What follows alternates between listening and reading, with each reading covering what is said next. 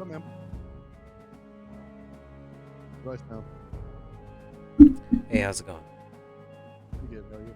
I'm great. I just need to make sure that I can hear you guys and make sure that the sound's not too loud in game. Yeah. So that's going to be its own little challenge. Can you say something? Yeah. Okay, Hello. that's good. I'm back on my real mic today. So. Oh, yeah, I hear it. How's the sound in stream sound versus us Oh, talking? let me pull it up. Okay. Sorry, I just sat down on my computer. Oh, no, it's fine. I appreciate the help. I finally just sat down for the past hour and did Ooh, some stream overlay stuff. that screen looks good. Right? It's a nice one, isn't it? I don't know if it's going to be as fancy as the gameplay screen. I need to get the backdrop in there so I can. Ooh, I wonder if I can. Hold on. Let me see if I can pull up this image. Yeah, those transitions pretty snazzy too. Did you make them? No, Oh, okay. I joined OBS Prime. Oh, is that like Streamlabs Prime or whatever? Yeah, that's what I meant to say. Okay. That way I can futz with it, but I need to throw that up in the background. So let me see if I can figure out how to do that. Take a look at all these background images. Is that live? Oh yeah, it is. Great. Okay, so now I just need to add an image. I need to find the one that says webcam.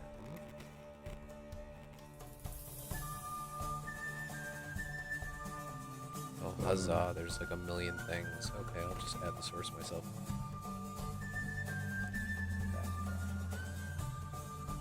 Browse.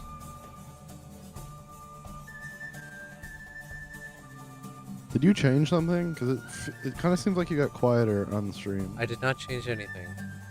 I am talking to myself, but I'm just kind of mumbling. Oh, Is you that still. better? Yeah, you sound fine. I mean, Okay. you're a little bit quieter than I am, but in Oh, general, you seem okay. I will adjust that. I'll probably talk a little bit louder once I'm actually. I was mumbling to myself. Um, I'm gonna copy this. No, Okay. Yeah, I mean, you sound pretty good. Okay. So, So let's see if I can throw this scene on here and change it. Yes, I can. Woohoo! Boom. Done. And then just need to throw it all the way to the bottom.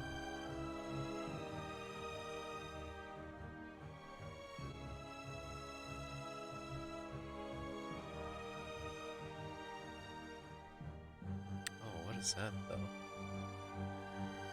Oh, hold on. That's not the right one then.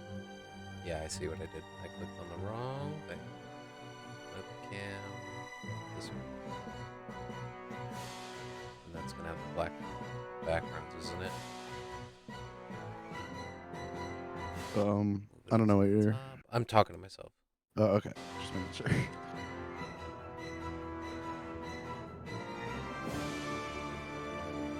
Yeah, so this is not the right scene that I want. But just need to futz a bit. There's gotta be a correct one that's just blank. Because I thought that it looks cool. Check this one. See how this looks. Oh yeah, I should try to set it up. See, if we had webcams, I'd be like playing it like this. I don't know if you can see this. Let me switch. Yeah, What are we looking at? the Okay. stream right now. I feel like you're covering a lot of the screen with something. Well, so it's just the um, display capture, and it's capturing it in all the webcam slots, which is fine. But each of the bigger exterior boxes in the four corners are supposed to be like people's webcams, and then the center one's supposed Uh, to be the map. Or at least that's how they have it set. I'm just looking for an animated one that's just like a running background. I mean, you might be able to get. You could probably use whatever you were using on the main screen and then just overlay stuff manually. Yeah, which is what I'm going to do here, like this. And then what I'm going to do is I'm just going to drag this down to the bottom. And then boom, looks like that. I think it's taking a second to update. Yeah, Yeah, that looks good. that looks fine. Yeah. Except for the black boxes in the background. Yeah, what's causing that? That's because the actual overlay itself is where is it? It's one of the intermission ones. It's this one. Let's see in a second. If you want to. Yeah, but there should be a background that. What's the background? What was the screen you had up before? The starting screen? Oh yeah, I guess I could just use the starting one. Yeah, and just toss the stuff on top of it, right? Yeah. So this? Yeah, I could do that. Yeah. Oh yeah. Duh. Okay, I was kind of going insane. Yeah, I'm sorry. That's way better.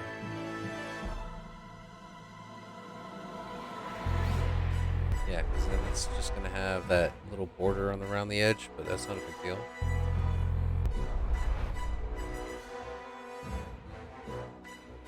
That's nice. Let's see if I can... I gotta find my damn transparent one. I had a transparent one with my VTN logo. I can't find it. Interesting. I don't know Is what the one?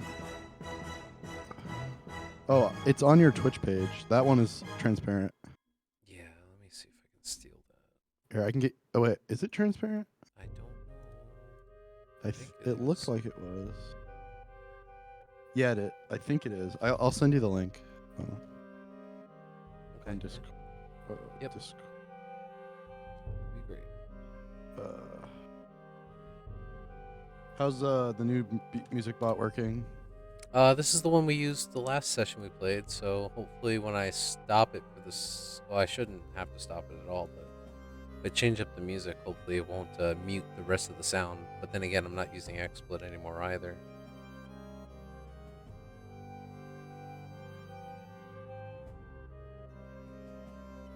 Dunka. Gotcha.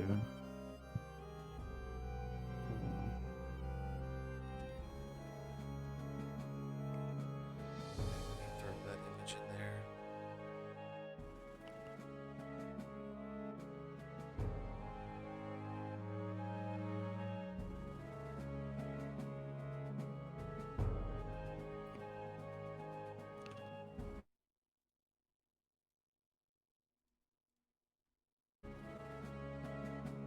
I feel like here, let me look again. I feel like you don't need those boxes around each portrait. But I guess it looks good. It like identifies them. Yeah, I like it actually. Oh yeah, that doesn't. Oh yeah, that looks a lot better. I couldn't find the original. I was like, where is it? Also, I don't know if red text is the move. No, this is prior to me throwing on this new splash screen in the background, so I was like, and now I almost want to fit everything within the borders, you know? Yeah, I mean, you kind of lose a lot of screen real estate if you do that, though. But it's not too much of a change. It's only a little bit here. There. Yeah, okay. Well, the portraits will be a little, you'll have to shrink those a little. The character portraits? Yeah, they're outside the border, technically. I know, I purposely had them outside the border. Okay. It's hard to kind of... Yeah. Thought they would look cool if they were popping out. Yeah, they look cool. We'll just leave them like that. Okay. It's just more focused on the map and stuff. Yeah, it's weird because you can crop the map, but you can't remove the aspect ratio from the map. Interesting. Yeah, so I don't... And I've been trying to search, and the only things I can find is people saying this is how you crop it so that you're only, like if I were to drag this over, it would show more of the... I basically have to have the screen captured twice and then crop it down to what I want but I can't only resize certain parts because it Are keeps you, the resolution. well, there's keybinds in OBS that let you like resize. Uh, Yeah, like if I do this in drag, it blows up the whole thing, right? But okay. if I hold Alt and click on it, I can crop it. Well, that's not. Oh, that's cropping. Yeah, that's cropping only. But I can't like So there's I can't only drag like let's say the bottom section down without blowing up everything else. It's very weird. And I just haven't had time to you can't change which part of the screen you're cropping to. Essentially, is that what you're trying I to do? can crop like this. I can crop up and down. Like Yeah, I, you can't pan inside of the crop, right? right. Or can you? Yeah, I feel like you should be able to. Yeah, me too. That's why I just haven't been able to figure I'm that sure out. there's just a keybind to do it or something, but I don't know what it is. Yeah, I got to figure it out. But it's all good. Let's go back to the starting scene. I like the D20 roll. We got our little BRB. Oh yeah. There's a bunch of intermissions and stuff, which is crazy. Like, here's your overlay so you can just BS with each other. Oh, that's cool.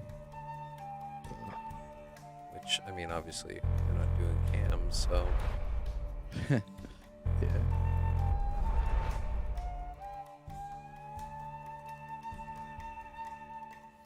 But it's nice that they got these things. Oh, that's what that. What's up? Oh no, I did something bad. What'd you do? I managed to pass my voice into my ears, and it sounded very weird. Very cool. So I'll be back in a few minutes. I'm gonna get all set up on my end. Yeah. No need to entertain me. Thanks for your help. Hello, stream. We're all alone. Yes?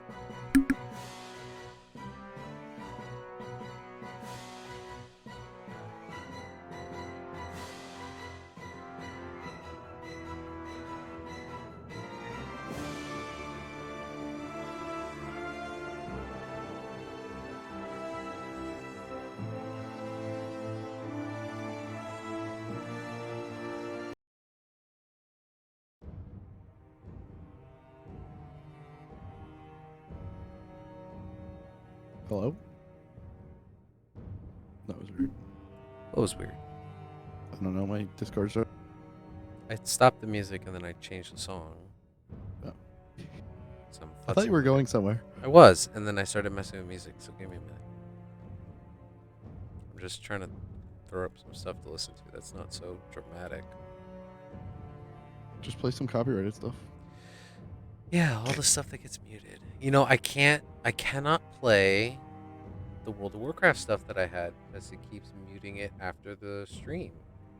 Yeah. Yeah, which is funny because as long as I'm not monetizing my video, I'm supposed to be able to use it per Blizzard's terms of agreement. Do you ever hit the challenge button or whatever? Challenge? Like, usually you can dispute things, right? Oh, yeah, I'm sure I could. I just haven't bothered. It's always been during intermission anyway, or at the beginning, like right now, for the 20 Okay. minutes. So it's never cut off in stream because I've noticed it. So I make sure I play things that are not going to cut off. Okay. Yeah, that's annoying that they do Although that. it is weird that the music bot is skipping. Oh, it is? I mean, that pause and then start wasn't me. I don't know. I have it kind of turned down, and this music is quieter than the other music. Ah. I'll turn it up and see if I notice it. It's like live streaming it off of YouTube, though, so like Yeah. sometimes it probably hiccups. Yeah, that's true. Let's see, what else is good? Underwater soundtrack. It's always nice. There we go.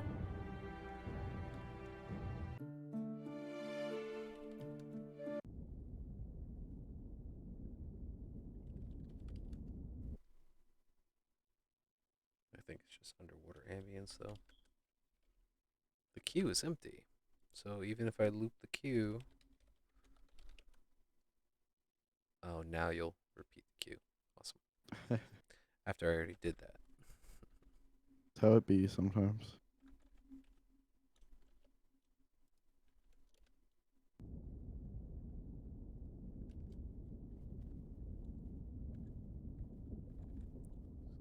useless underwater sounds.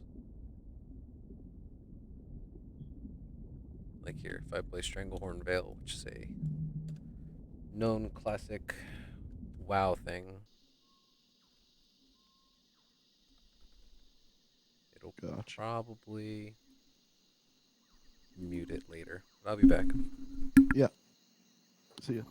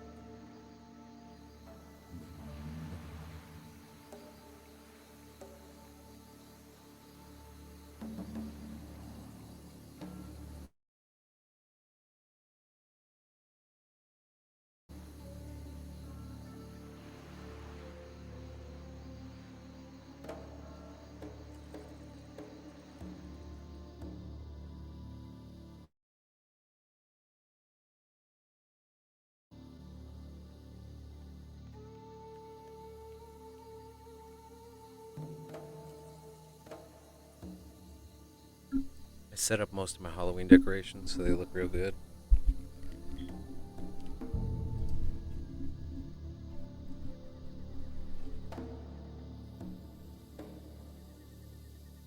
Quite happy with it.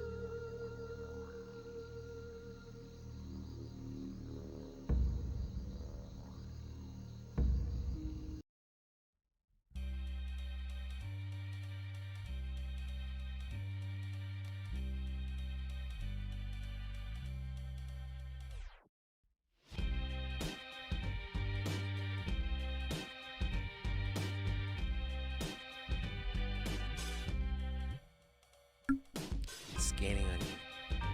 He's getting down on all fours. Please run. Shut up.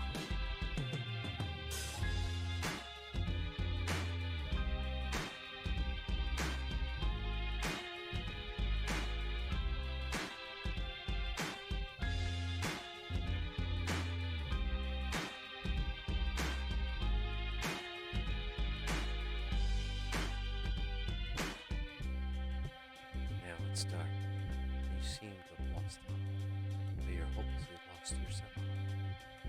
Stranded with the murderer, you creep silently to the outer edge.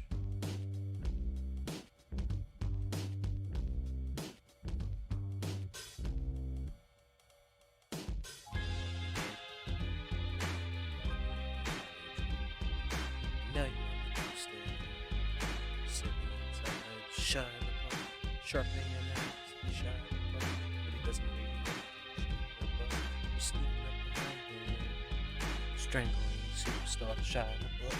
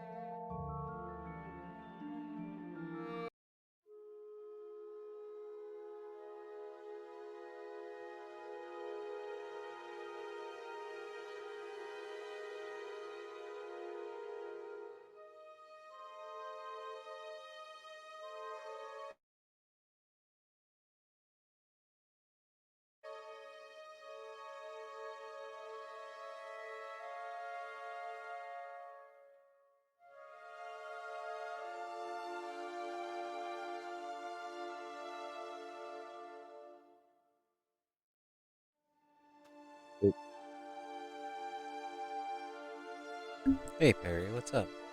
Hello, can you hear me? I can hear you. Am I louder? I feel like I might have made myself louder. You're the same to me. Okay, cool.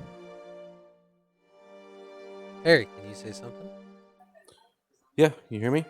Hey, I don't see anybody logged in. It also looks like, oh, okay. Yeah, I can hear you. Hold on 1 second. I gotta add Eva to the group. Apparently she's not in it for some reason. Like, wait, what do you mean? Uh, she said doesn't see anybody logged on. Looks like I'm not marked as campaign member. Probably. Well, what happened there? That's seems like a problem. Yeah, it's fine. I'll fix it. I think she just needs to be added in to the role. Oh, in the server, you mean? Okay. Correct. There it goes. I thought Roll20 like gave up and No. just kicked her out of the campaign. There it goes. Should be good now.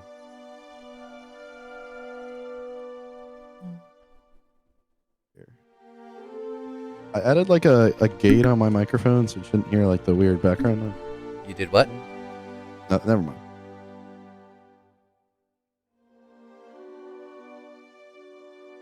Pushed it to the left.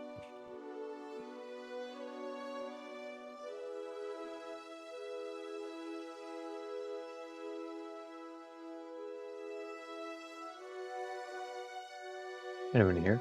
Hey, Yeah, what's up? how's it going? Nice. Sorry about that. I needed you guys to join before so I could give you the permissions.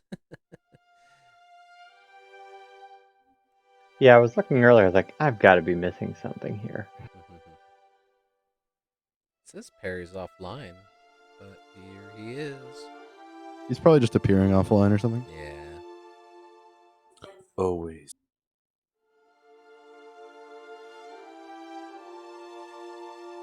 So everybody's here. Jesus Monkey. Mind saying something for me? Yeah, how's it going, guys? Hey. All right. And then I guess I just need sound check on stream. Can you hear everybody on stream, Dragon?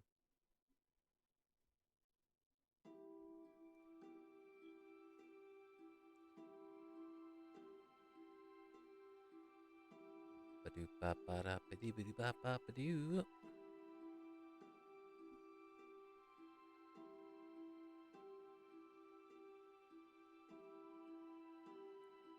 Pretty excited for today. Get some D&D in. Yeah. I've been missing out on it.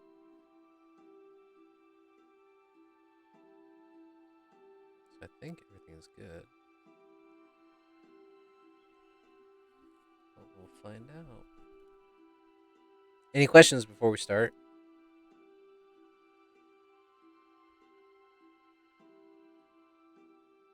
I don't think so. Oh, that sounded very distant. What about now? That's Better? a little better. And then it went away again. Okay, I didn't change anything, so I think I'm talking. Does it sound okay? Yeah, sounds okay. Are you talking like at normal volume and then like kind of fading out a little bit and then talking loud again? I don't think so. I mean, maybe. It sounded Try it. like you were walking away from the microphone and then coming back. Interesting. Okay. Yep, still sounds like it's doing it. What about now? Better. Yeah. So far. Also looks like you're hotkeyed. Well, I'm actively, making noise. Okay. But is that better? Is that a little bit better? A little bit fixed? Yes. Okay. You were fine earlier. I don't know what the hell you did, man. I didn't do anything. Check your camera settings.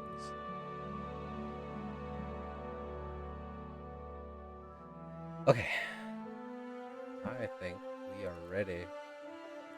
So we are going to be short one Ellis today, which sucks.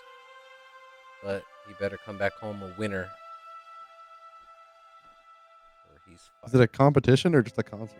It's just a concert, but he should make it a competition.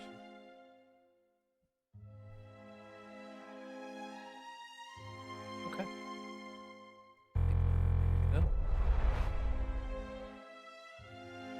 Got some fancy new overlays on the stream if you guys haven't seen them yet. So, and let me know if the music's too loud or anything like that.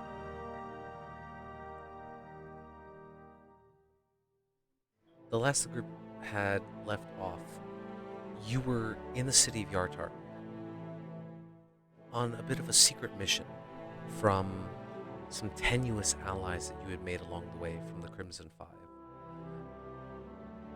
You were asked to remove from power the current Water Baron, and in doing so, it would help ensure peace and prosperity for the helpless and unfortunate that had been evicted from the city prior to your knowledge.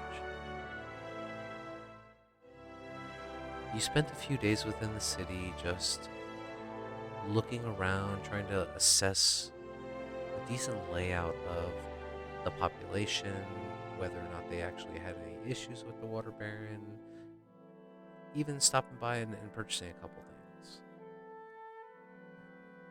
Then, on a fateful evening, you guys had decided to commence with your plan. You secretly scaled your way up to the 3rd floor of the Water Baron's hall and managed to find your way inside her bedchamber. Once inside, you had discovered that she wasn't alone, and she was asleep along with another female individual beside her. After some rummaging around between each other, Tizio produced the vial of poison that was procured from purple worm venom and distilled by the Crimson Five, and began to force it into the Water Baron's gullet. She awoke with a bit of a startle. However, almost instantaneously, she became very paralyzed and unable to move. But the sudden jostle within her bed awakened the other sleeping individual, and there arose the first of your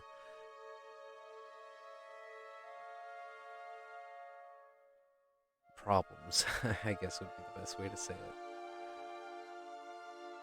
With a bit of a struggle between her, Tizio, and Talum, you managed to quickly and quietly subdue her within her bed, and there she laid motionless, bleeding.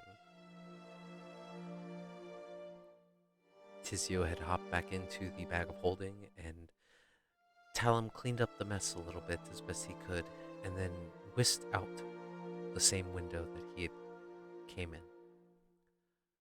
And while that was going on, Ellis had waited for the guards to pass and leapt away from them back towards the shadowed alley where Perry supposedly waited.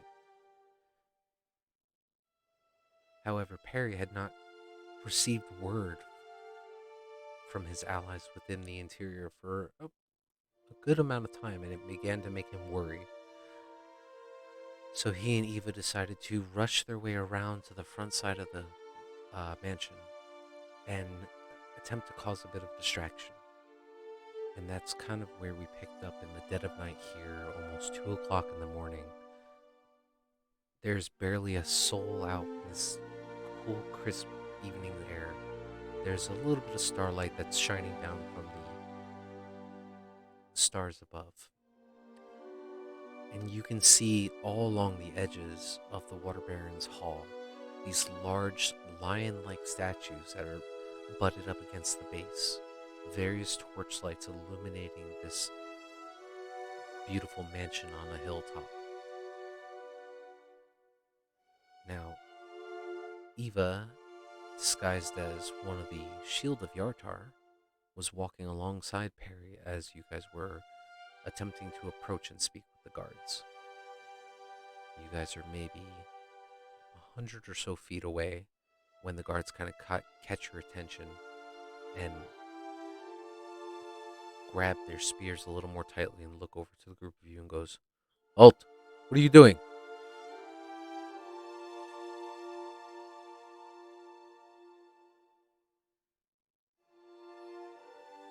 And so it begins, huh?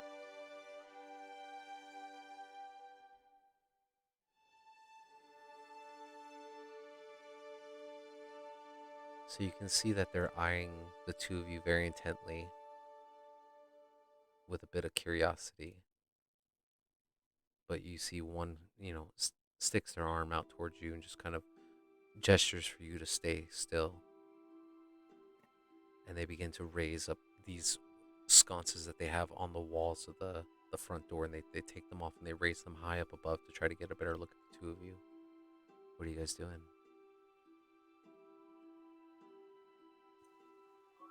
Hello, I'm Perry Ironhill, tavern owner that's was having some goods shipped through this area.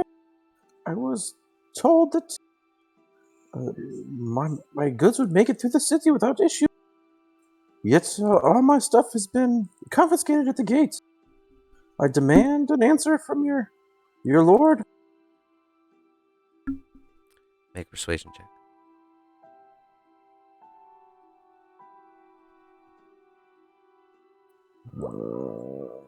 Come on, sheet. Nice. Starting it off good. Thank goodness. Wait, so am I obviously accompanying him, or am I just also there?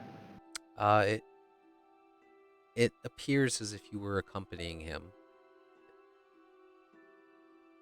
But I'm disguised as them. Okay. Yeah, you look like a guard, either male or female. It's your choice. Because we didn't really specify it, but it looks as if he is being escorted up to the front gate. Yeah, I'll look like a kind of bearded brunette male, like a nondescript dude guard.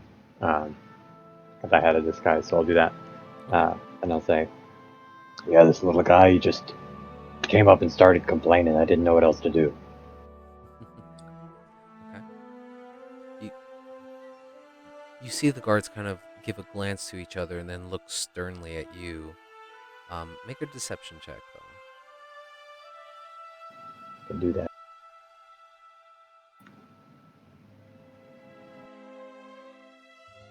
Okay. So, yeah. You guys are rolling great off the bat.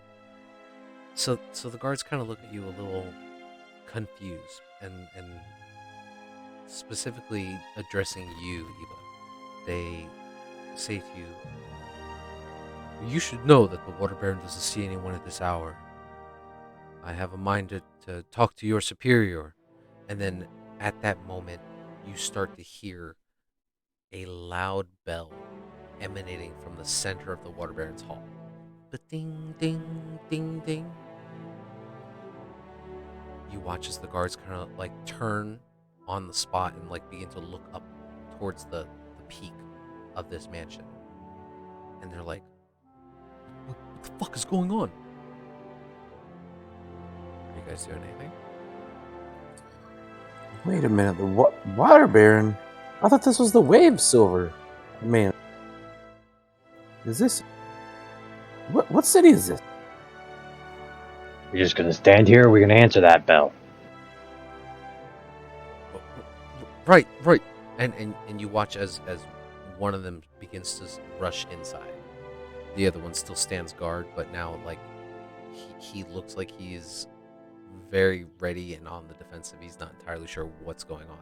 There's a bit of panic in their face as they weren't expecting this. I'm gonna step toward the door, like act to follow, and look back at him and say, "You coming?" You're gonna try to go inside? Yeah. I'm disguised as a guard. I'm acting as if, I'm gonna go do guardly things. Oh, okay.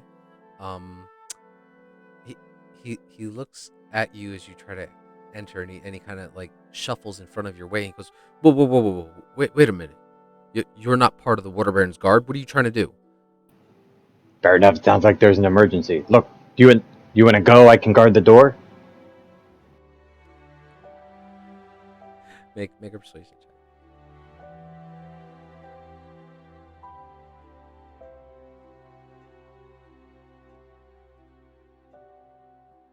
Right. Well, get rid of this one. I don't know what the hell he's talking about.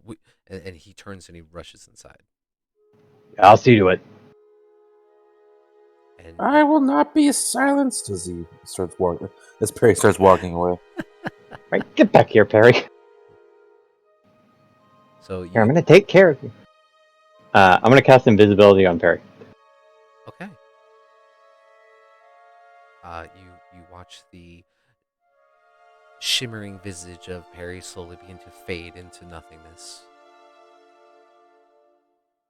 Perry, you don't notice anything at first until you kind of just like look down and are not able to see your hands. Right, you've been dealt with. Let's go. All right. Now, question: you can. This is through the veal, right, or through your loot? That is, yeah, the invisibility is. So this is probably one that you had so I know you were out that session, but I believe we had used that so that they could be invisible as they scaled up the side of the. Oh, we used it already? Yeah. Correct me Oh, if it's I'm probably wrong. not necessary. We probably don't need it, but Yeah, but I mean, currently the way it is, yeah, you probably don't need it. You can see now, throughout the city that this bell is extremely loud. There are now dozens of torches being lit, and homes starting to light up all around the vicinity. As you kind of stand up on this hilltop and look out, and you can see now. It seems like everybody in the vicinity is coming awake, and you can see off into the distance large groups of torches coming from multiple directions. What seems to be towards the Water Baron's house. Okay, we probably don't need it. But, so I don't get myself into trouble later. Did we use any of the other... Did we use anything else from her spell list? Silence. That's no big deal, it's just one slot. So, Did she use fly? No, I don't think so. Okay, well, cool. no. Did who cast fly on Ellis earlier in the day when he was scouting around? Oh, is that the same day? Yeah, then I guess we probably did use it. I can't Yeah, if remember that's if that was me. I don't have that marked off. But Yeah, I was gonna say I think that was when Eva was here. I thought. I also believe that's correct. I don't know. I mean, I feel like we're about to go to bed, so maybe it doesn't matter that much. Hopefully, we're about to go to bed. Sure, I'll mark it up just in case. Okay. But the two of you just kind of shuttle past and try to get out of sight. yep. Okay. So just make general stealth checks for me. You guys are now trying to dodge from any prying eyes as the city comes to life. Okay. Do you get advantage, Eva? I do not know. Oops. Okay.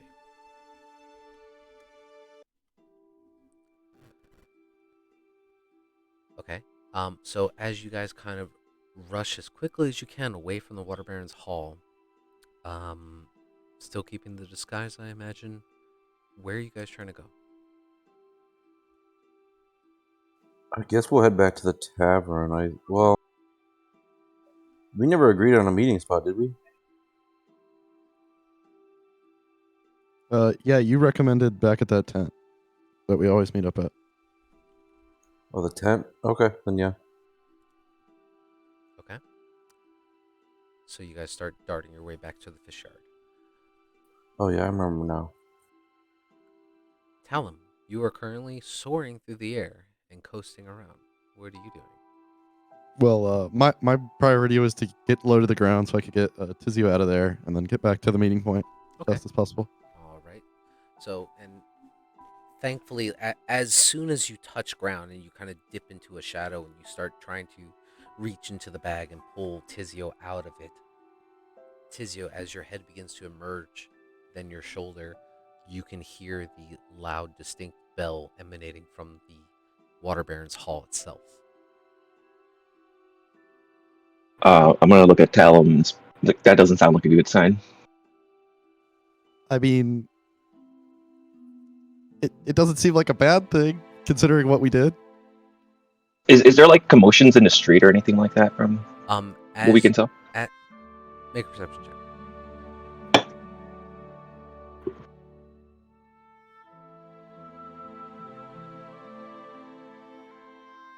Okay. You hear some shouting off in the distance. You're not entirely sure how far it is away from you. But you do see actually within the small cluster of cottages that you ducked in, you can see now that there are lights beginning to turn on from bedroom chambers that you imagine, and you can see some individuals are now starting to like open up their windows and peer out into the distance towards Water Baron Hall.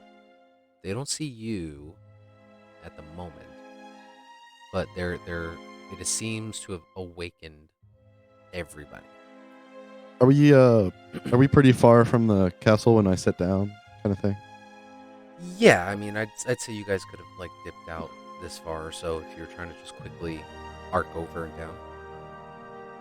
Okay, yeah, that seems reasonable. But it'll take you a little bit of time to kind of walk your way to the fish yard. Yeah, and maybe try to be a little bit sneaky about it. I don't know. Up to you. Tizio, are you interested in trying to be sneaky? I'm gonna put up my armorings always. Okay. So go ahead and roll stealth checks for me, guys.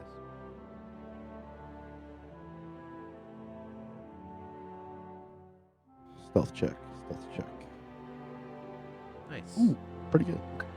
So you guys start weaving between homes, and you actually do see you have to stop for a moment because as you start getting closer towards the cobbled streets, you do see that there are a large number of guards, the shielded guards are, that are kind of out in droves now. A good 10, 15 of them in a group, clustered along with torchlight, and they seem to be rushing towards Water Baron Hall. You're not entirely sure what's going on, but you manage to kind of slip past those individuals and keep pressing towards the fish yard. Now, Eva and Perry, you guys would probably get there first. It's pretty quiet here in the fish yard. There is no open market that's open this late. You can see the various stalls and shops that are just kind of closed up and secured in their various ways. You do see the bright yellow tarp that is an indicator of the secret entrance down below, but it appears to be closed.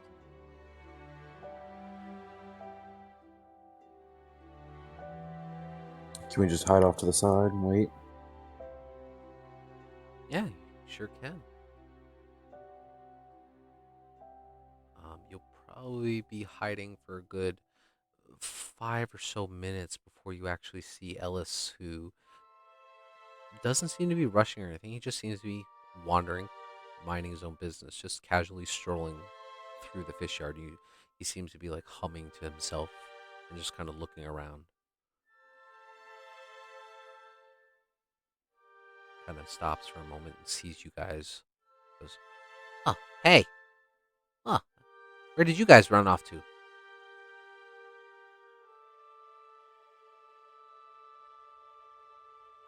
Just a nighttime stroll. Couldn't sleep. Yeah, same here. You know what I mean?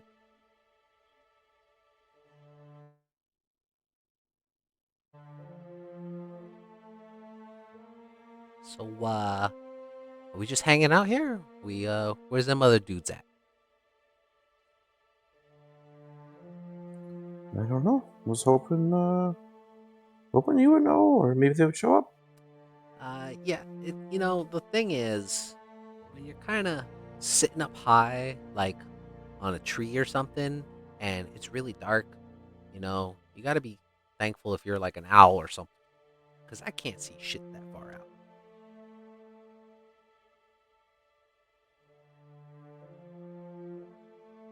But what I'm trying to say is, I went back to where I started, and nobody was there.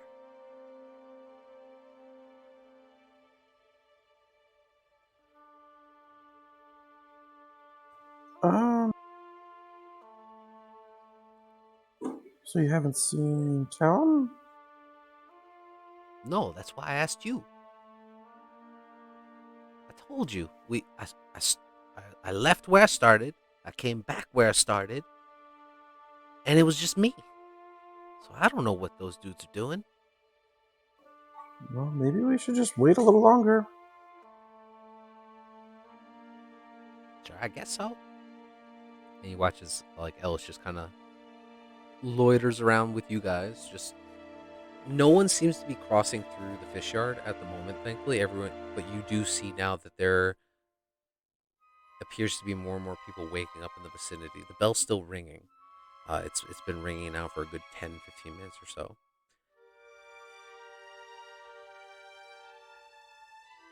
You wait and you wait. No sign of Talon or Tizio at the moment.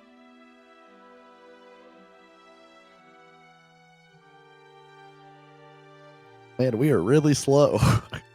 It's a very large city. It takes a good 20, 30 minutes to cross from where you guys are. Makes sense.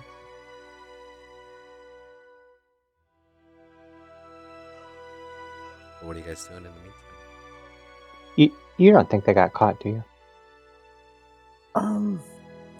Even if they did, what are we gonna do about it?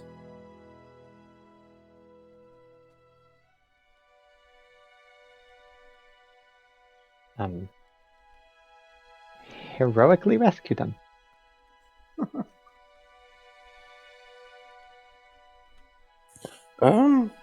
Maybe find a place to sleep for the night, and then maybe they'll show up. I don't know.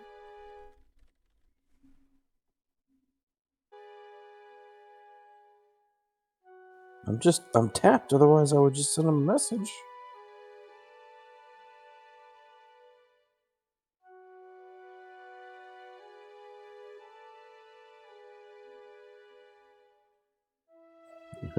Unless you guys want to start walking back.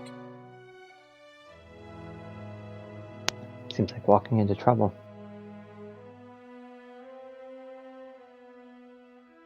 Okay. Well, so if you guys wanted to just hang out and not do anything, just go ahead and just roll me stealth checks again. Just because you guys are kind of hiding in place. I was just giving you guys an opportunity to investigate the area, do whatever you need to do. But if you don't want to, no problem. That's bad luck. Yay. Let's see. Oh, are we using your new rules? Yeah. I gotta think about what they were again. Because you get a number for your proficiency, and then afterwards there's a penalty. Right. Go Yeah, that's fine. Ellis, rolling that 20. Look at that. Okay. Okay. So you pull off from the fish yard a little bit, and you just kind of cluster around, and you look like you're conversing amongst yourselves. You actually see now that there are individuals in the street. People are starting to come out of their homes. They're wearing their bedtime attire. You can see some of them carrying small children, and they all seem to be slowly walking out, almost mesmerized at the fact that this bell is going off, and there is now chatter amongst the people and the populace as the crowds are starting to grow, and people are starting to ask each other what's going on, what's happening, and there's a general look of worry and panic on their faces. Another 10 or so minutes go by, and you guys just kind of eavesdrop as best you can, but still keep to yourselves. And then you can. Actually, you guys wouldn't see. Talon and Tizio, after a good 20, 25 minutes or so of walking, and now seeing the crowds begin to form, and you're starting to weave through people and cut through side streets, you do happen to catch your friends kind of off to the side in the back of one of the larger crowds of people near the fish yard.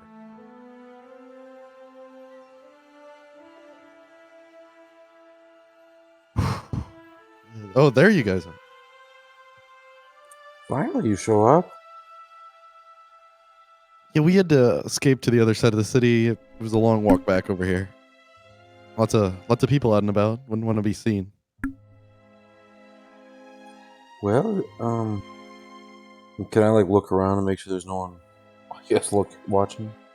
Make a perception check. Eve, are you still remaining as a guard the whole time? No, I'll drop that when we got back to the Okay. meeting place with Elf. So, just taking a general look around, you can see there are dozens of people now within the streets. They are gathered in small clusters close to their homes.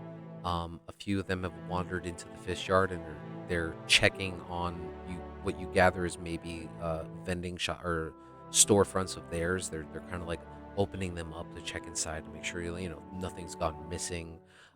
There's just a general sense of alarm and worry coming throughout the city. At this point in time, I mean, you don't see anybody watching you guys specifically or making eye contact with you, but you do notice that there appear to be shields of Yartar searching through the city. Well, I'll just like quietly like moving in close. Did anyone see you? Only those that are dead. So the deed is done? Wait, how many are dead? 2 people are dead. Okay, that's only one more than we meant, but it's also double. Well, she had a companion, so couldn't have any witnesses. I think I got all the blood, so I don't think it'll look like she was murdered.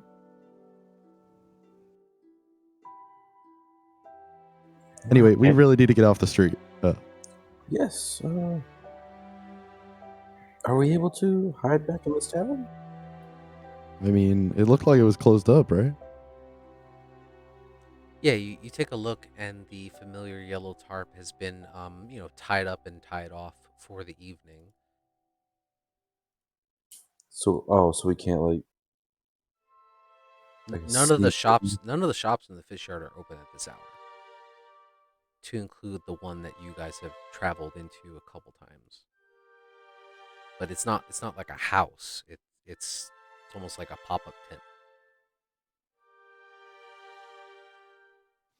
Okay. What is it like really late? Like so late we wouldn't even be able to like walk into a inn or anything? I mean, it's pushing almost 3 in the morning at this point. I mean, you can certainly try to walk into an inn or tavern, but I mean, the White Wing Griffin that you guys were at earlier, when you guys were kind of waiting for it to become dark, you get the sense that because they had kicked you out around midnight or so. So you get the sense that they were trying to, lock up the exterior. It wasn't like an all hours come on in type of thing. Yeah, that makes sense. Are there any like stables or anything around?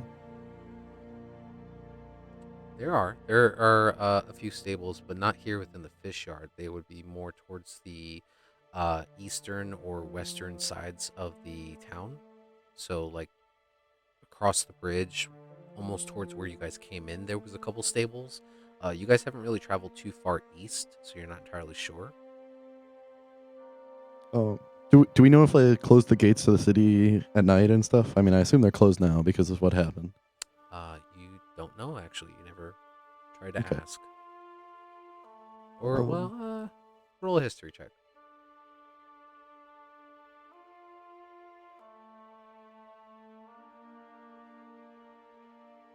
Okay. Typically, I mean, you would recall that typically in the event of an emergency, the gates would be barred off. But it wasn't like a set curfew hour where they would lock the gates or anything like that from what you recall. Okay, but we're kind of experiencing an emergency, so might not be open. Tell him, could you just cast a hut or whatever that thing is? Yeah, but that's pretty conspicuous unless there's like a. Yeah, that's pretty conspicuous. Just put up a big dome in the middle of a street or something. No, I didn't mean in the middle. We can go to like a park or something. Yeah, is there a campgrounds at the city? There is not. There's no local park.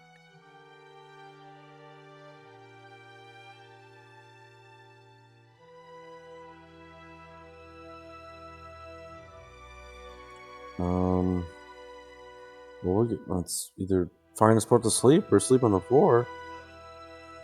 I mean, You could just go to the outskirts of the city if you're worried about getting in trouble. hey guys, not to sound rude or nothing, but what's stopping us from going inside the yellow tent?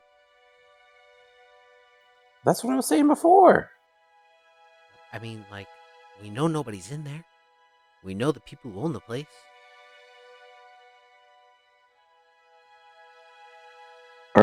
Isn't it just supposed to be a? It's just a DM. It's just a tent. Like Yeah, it's like like somebody lived. it's like Go a on. circus tent, but it's pure yellow. And so the large leather tarps that kind of surround the wooden frame of the tent, it's not locked or anything from what you can tell or from the times you've been there. It's literally just like tied off with rope to keep it closed from the elements. Gotcha. Okay. I kept you were saying tents, and like in my head, I kept picturing like I don't know, like a 4-person tent or something like that. So I was like, that's a pretty small tent, man. Well, I mean, it's Hey, not a relatively large tent. I say circus tent just for the texture and feel, but it is relatively small. It's maybe at most uh 10 by 10 in size. Let's Ava, you go. think maybe Yeah. you could like disguise yourself as the owner? That way nobody asks any questions. Yeah, that's easy enough. And she'll just do it. Okay, so you're taking on the appearance of Norda.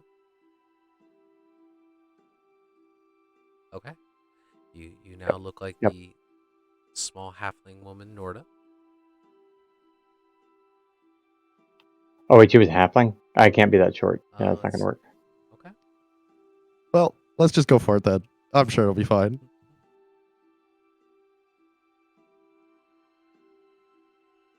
Okay. So it's super easy enough to do. I mean, you guys can weave your way past a couple bystanders who are just deeply in the middle of conversation with each other. You do see maybe a good 150 feet or so away from you guys towards the northern end of the fish yard. So like around here, there are Shield of Yartar that are currently in the process of like walking into the center of like groups of people and starting to ask questions and look at people's faces. Well, I think we should do this quickly. So let's get off the road.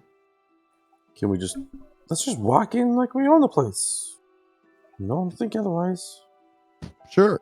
Yeah. Okay, yeah. It's actually relatively easy to do. Um, you take a it takes you a few seconds to unfurl the thick hemp rope that's binding this leather tarp together. But once you release the knot, the tarp kind of flaps open to the side, and you kind of peer into the dark interior. It appears to be completely empty on the inside. Oh, where's that stone thing? Ellis, could you get the walkway open? Yeah, sure. Let me just try to find it first. Hold on. And he takes a minute to try to dig his hands along the grass that's there and finds the chain and begins to pull and lift, and eventually he gets to pry up the large stone slab, and you see as he tries to pull it, and it starts to make a loud dragging noise because he's the only one doing it, as it kind of pulls across the top of the grassy surface to reveal the staircase below.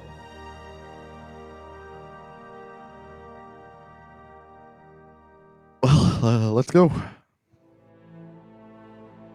Yes, let's do it. I'm exhausted.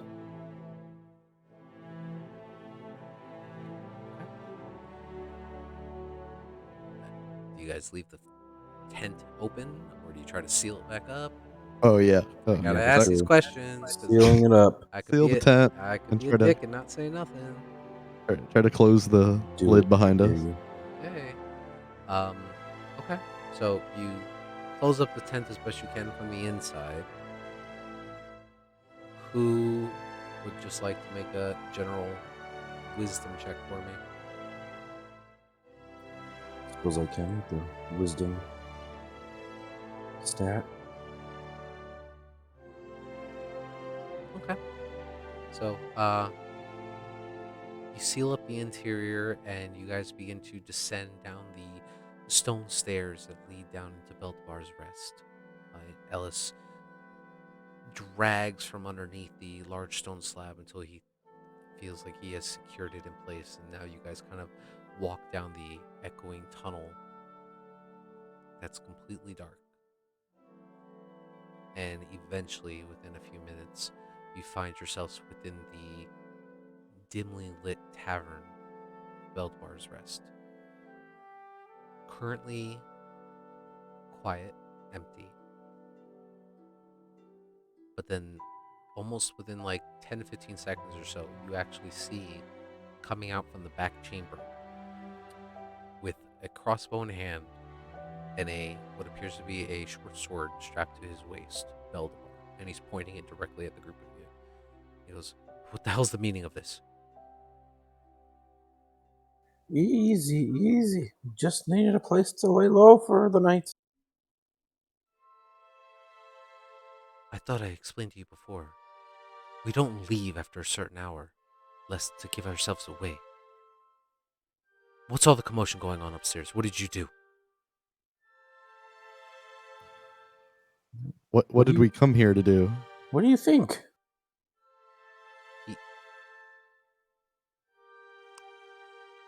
He drops his crossbow, and there's a look of shock on his face.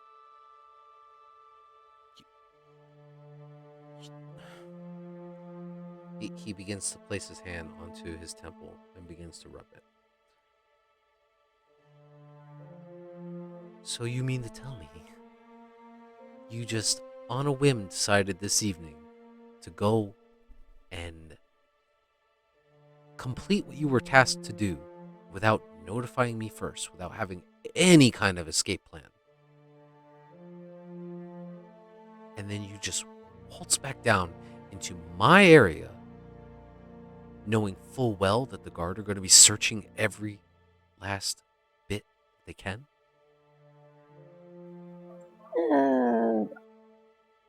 We didn't do it on a whim. Look, we didn't plan. We didn't say we were good planners. Oh, my lords, have mercy tomorrow. Please watch over me. I mean, as Talum says, there's no reason to expect foul play. I mean, as long as they, nobody that's alive saw my face. So Yeah, it's believable. Both of them died in her sleep.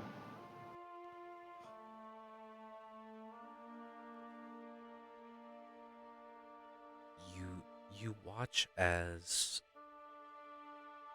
he just kind of puts up a hand in silence. And then immediately after, he turns and he walks back into the chamber with which he came out of. You sit in silence for a moment. And then he comes back out with a set of keys. And he holds up this long brass looking key. It looks very rusted and old.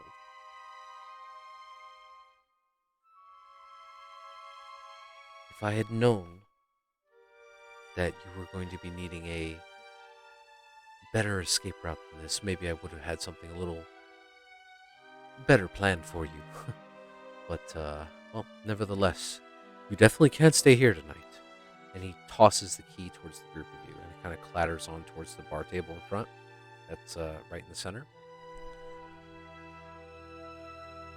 You watch as he walks from his doorway back across the hall towards the southern end of the room. And there is a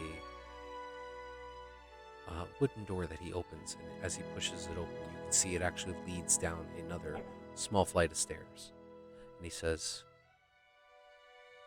"Take these stairs down. You will find a brass iron door. This key is for that door. It will lead you into the old sewer system that leads to the waterway to the south. None of us have been down there in quite some time. I can't promise you that it will be a safe journey, but it will at least get you to the river. I'm sure that we cannot get you out of the gates at the time being. Everything would be locked."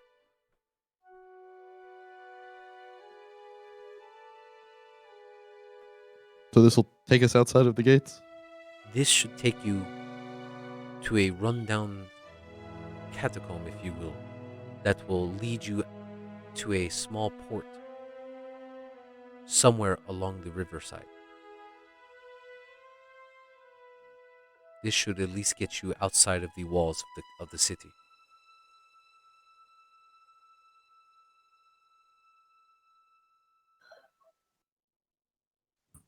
Well, does this conclude our business?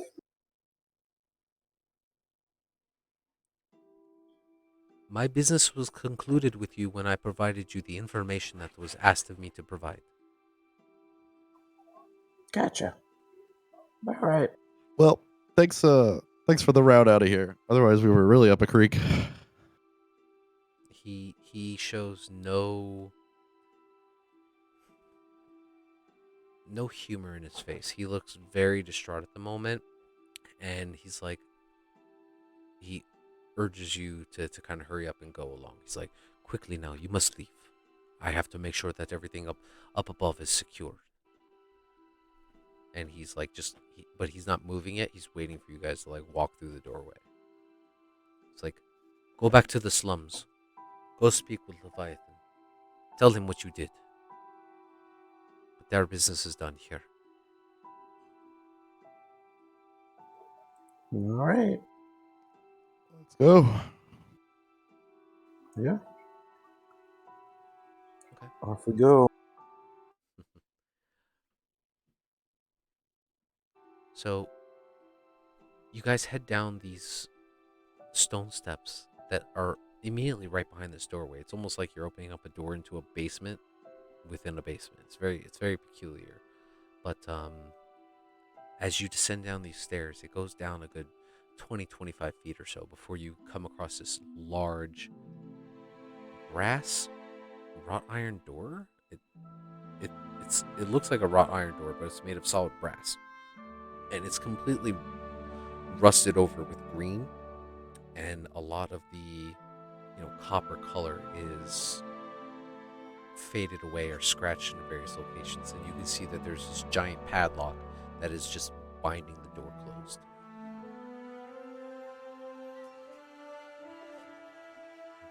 Do you guys open it and proceed? Yes. Unless anybody else protests. No, let's get out of here. On we go. Okay. So, you place the key in. It takes you a second, but eventually the tumblers will turn slowly with this rusted lock, and it pops open. And you kind of just push it off to the side, and there's a loud creak noise as the doorway opens. And what you see beyond is a very dark, long tunnelway. And make a perception check.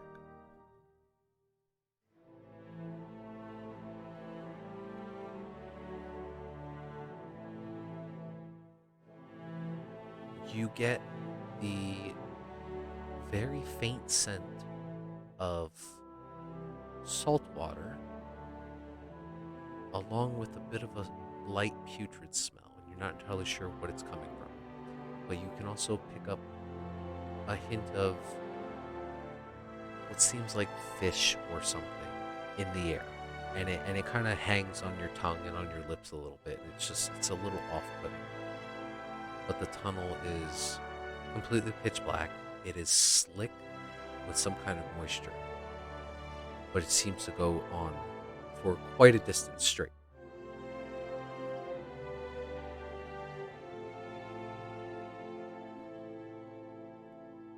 And that is where we will take a quick break. And then when we Alright. pick up, we can start working our way out of the city. He was not happy with that. Grab it. Let me know if you guys can see the map too. I can just see the words Dungeon Mapster. Yeah, that's where you guys are kind of entering, Gotcha. and I'll reveal as we go. Makes sense. All right, we'll be back in a bit.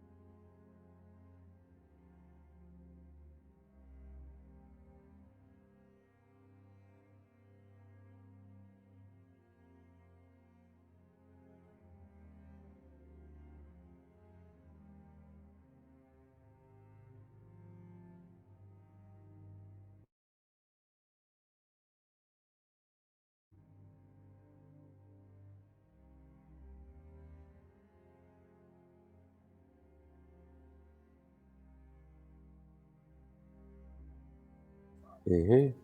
Yeah, I'm here.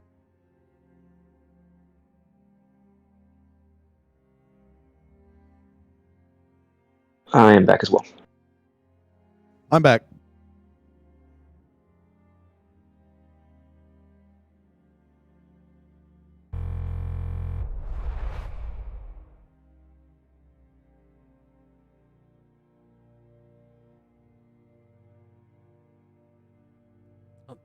You descend down into this long tunnel system, and after traveling, are you guys rolling through just in the dark completely, or are you guys trying to take out any light sources, anything like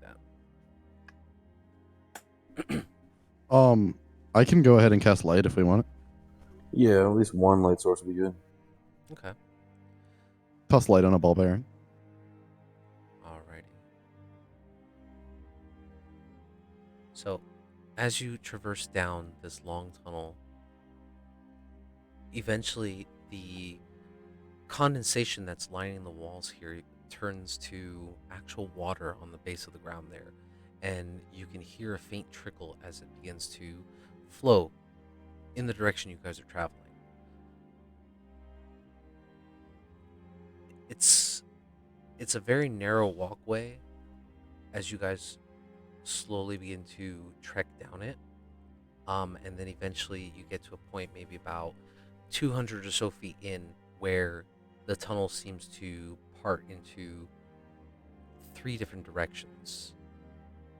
So you can see that there's more tunnel system to the north, and then it appears to be 3 types of like archways or something to the left.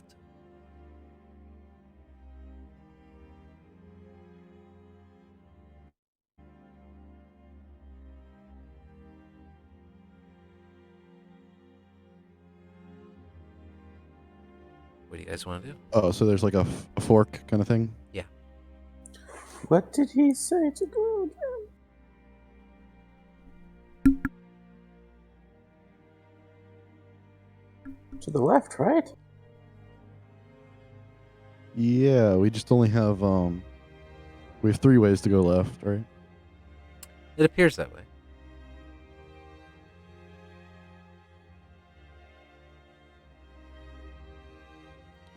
Do any of them look like they end, or do they all look like they kind of go on? They all appear to stretch a good 80 to 100 feet or so.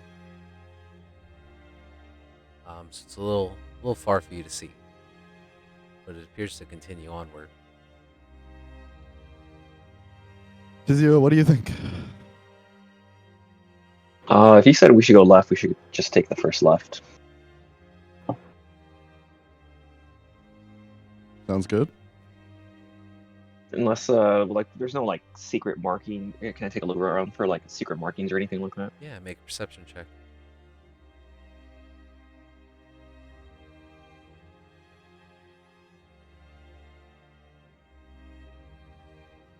First left it is, guys.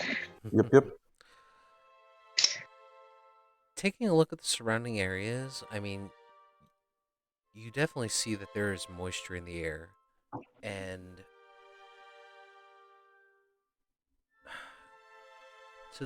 you can't really discern too much information other than the fact that you have no idea which way the water's coming from or where it's going. But it's definitely not.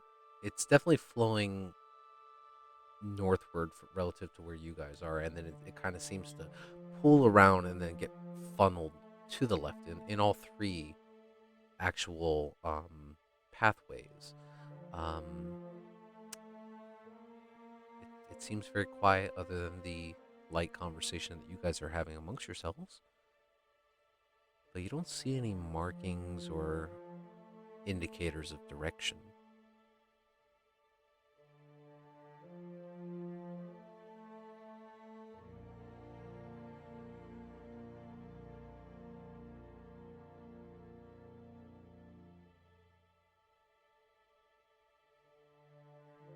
So it's up to you guys.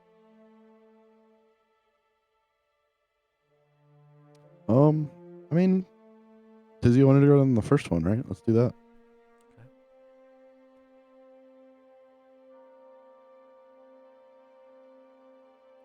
So as you kind of travel along the edge here, just hooking that immediate left, the passageway pushes on for another 120 feet or so before you get to the what appears to be the end of this archway, this duct system, and it looks extremely old. It is crumbling in places. There are bits of rocks and debris that are kind of like piled up in parts of the water that are like staunching the flow a little bit and then having to force its way over and around. Um, the pathway appears to be relatively smooth, and eventually you end up in what appears to be a larger chamber of sorts.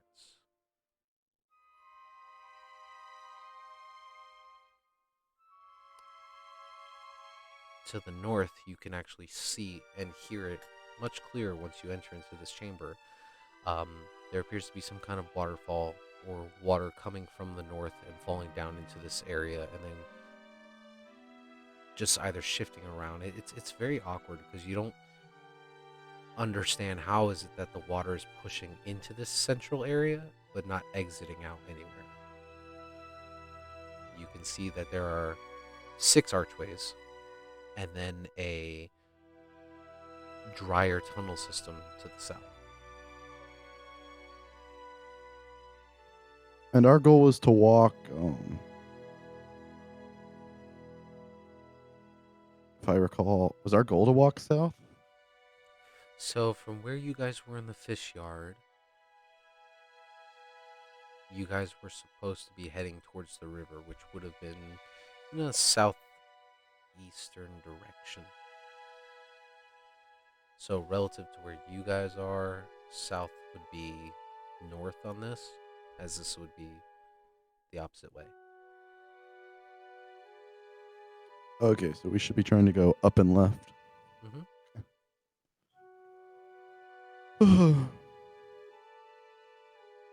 Okay. You guys want to try to scale the waterfall or go through these arches? Both are kind of in the direction we need to go. That's what I was going to ask. How tall is the waterfall? It appears to be. Go ahead. I was going to say, Ellis, you can probably climb that pretty easily. Yeah, it shouldn't be a problem. It's just water. It's not like it's gonna hurt me or nothing. Yeah, maybe you can see what's up there. Yeah, sure. What's in it for me? Not being captured by the guards and tortured. You make a good argument. So, he slowly begins to start walking in that direction. And as he does so, you kind of look up and the waterfall, quote unquote, it appears to be maybe 20 or so feet up in the air.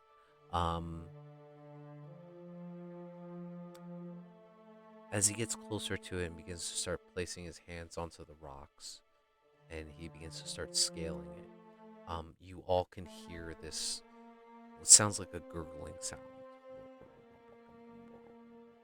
And he kind of stops in place and looks up. As you all kind of peer and look up towards this top of the waterfall there, you see what appears to be this very large, like fish-like creature with a yellow-green skin and what appears to be like spiked fins or something protruding from the sides of his face and his ears and back. The lime green lips on his face kind of part, and you can see this jagged teeth line across his mouth. He appears to be wearing a very tattered white cloak with like a blue vestige or something across the sides of his shoulders and down his back. And the water around him seems to begin to shift and churn underneath him as he seems to almost have evaporated out from the base of the water itself, which you guys notices it feels rather thin. And he kind of peers out down to the group of you and he says, "This is my domain. What are you doing here?"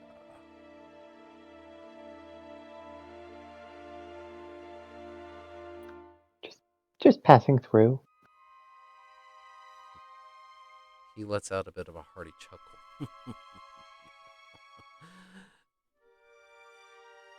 No one passes through without paying a toll. What will you offer me in exchange for safe passage?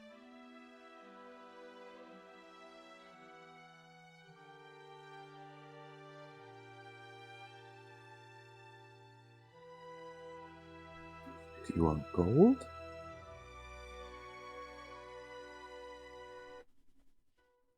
I have no need for such paltry things.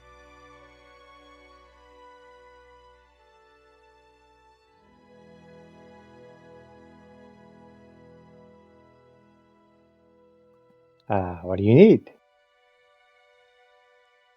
That is not how this works, little one. It is up to you to decide what is worthwhile to me, as is the nature of this toll. The toll is whatever we decide. We decide nothing.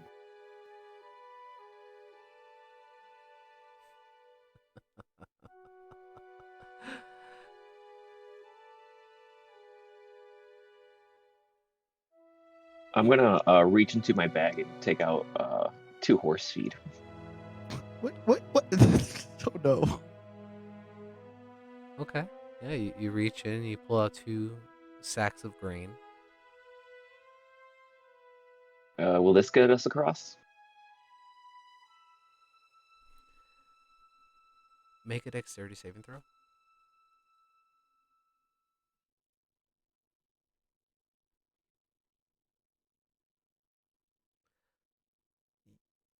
You watch as, with a wave of his hand, where you stand within the relatively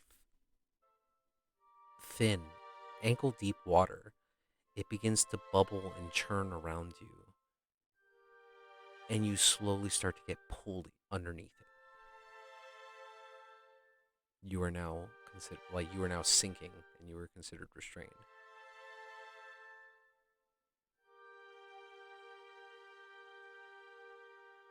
A simple no would have been fine.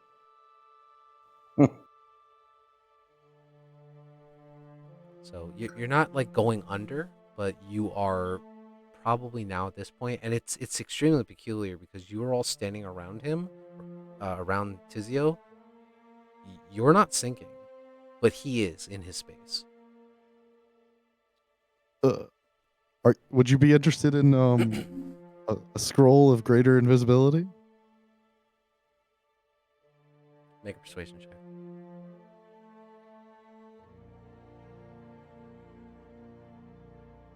Didn't you use that scroll? No, sir. I cast normal invisibility. We never cast a invisibility where we could cast spells or anything. Nice. He looks at you and cocks what appears to be this one scaled eyebrow, and he says, "Well, magic has its uses, but I think you guys hold something far more superior. I can smell it on you."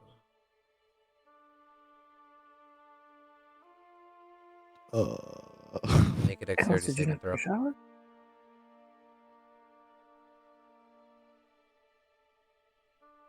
What? Oh, dexterity. Yep. You now see Talum begin to slowly start sinking under the water. Both of you are about waist deep now.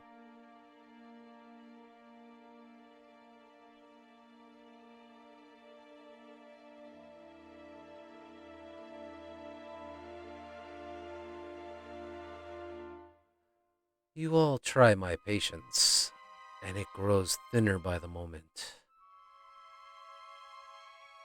I mean, you clearly have an idea of what you want based on your last comment. What's the fun of just telling you what I want? And when it's so much more interesting to watch you struggle. You're now down to your chest.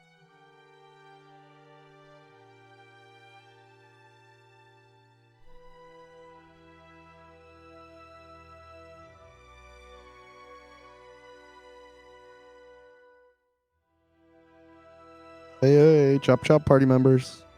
Uh,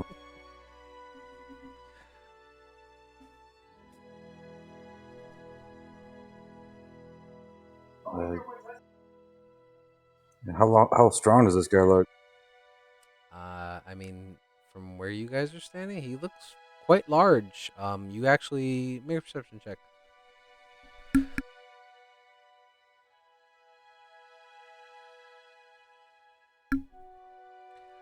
You actually see strapped to his back, although it's kind of hidden behind his large frame. What appears to be a very long trident of sorts. Um, almost almost looks like it has like a gold sheen to it. Um, and with the light spell that Talim's kind of holding in one hand as he's slowly sinking under the water, you can definitely see it like shine off his back. Um, he he's a big individual. He takes up probably the almost the width of that tunnel up above, and Ellis just kind of stands there and just kind of looks up. And there's no way for him to really get up there in that space with him. I've got a gold bird in a cage. Do you want a gold bird in a cage? It's very nice. It has electrum filigree. You pull it out and show it to him. Yeah, sure. I like display it charmingly. Come closer and let me see this. Make a persuasion check at disadvantage. Okay. Yeah, so it'd be a straight roll for you, I think. So 11 is that the lowest you can roll is a 10, so it's 20 still. Okay.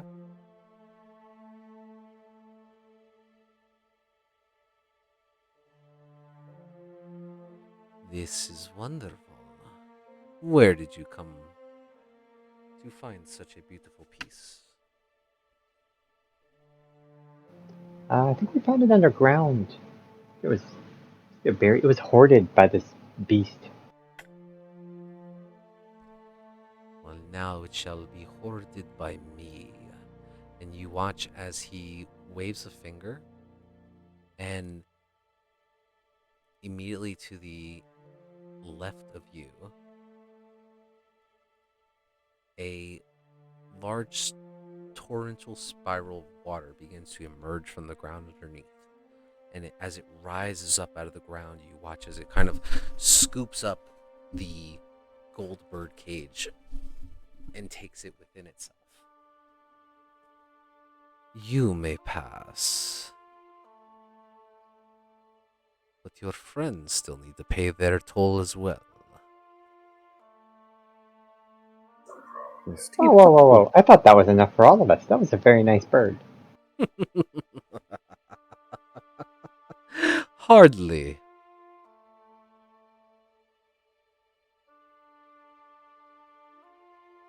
But should you wish to rescind your offer, I'm sure I can just take the rest of your belongings for myself.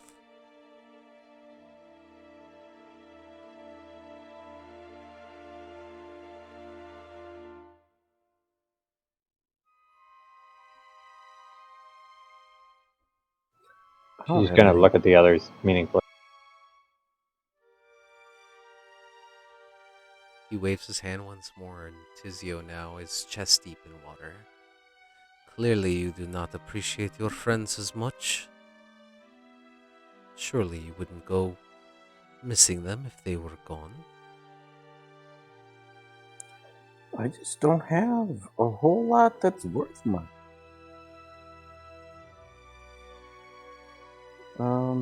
Ignore that.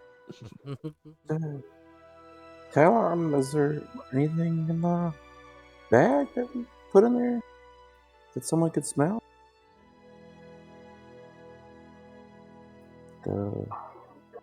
Well, I mean, I got this. I got one use on a necklace of fireball. I got some Nibblewrite pieces. Got some blank leather books. Got a pearl. I have that glass eye and that golden horn. And he says he doesn't like magic things, so I don't know. I have a lot of ball bearings, like a lot of ball bearings. You like ball bearings? Or bits of robots? He gives you a very, very stern look, Eva, and he says, "You have already paid your toll. If you wish to proceed, do so, but do not test my patience further." Look, I'm just trying to help. Everyone has different tastes.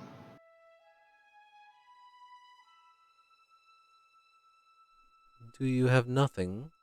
Do you not value your own lives? Do you want Nimblewrite remains? It's like a mechanical man.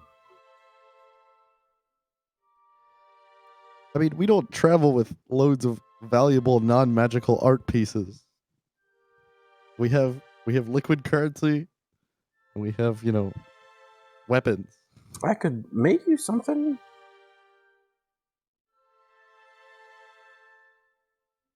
Is there like something you would like? Any object, a hand sized. Make a persuasion check, Perry.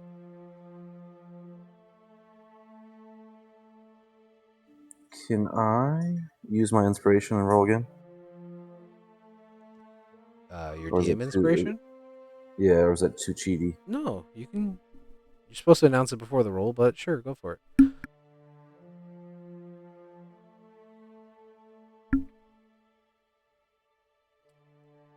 So, as you are asking this question,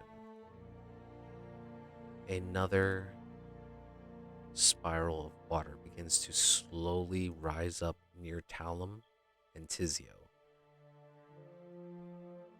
Both of you go ahead and make let's see what here. Make strength saving throws for me.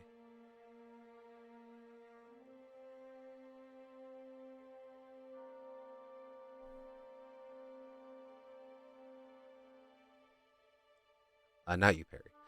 Oh, sorry. No, you're fine. Okay, so you watch as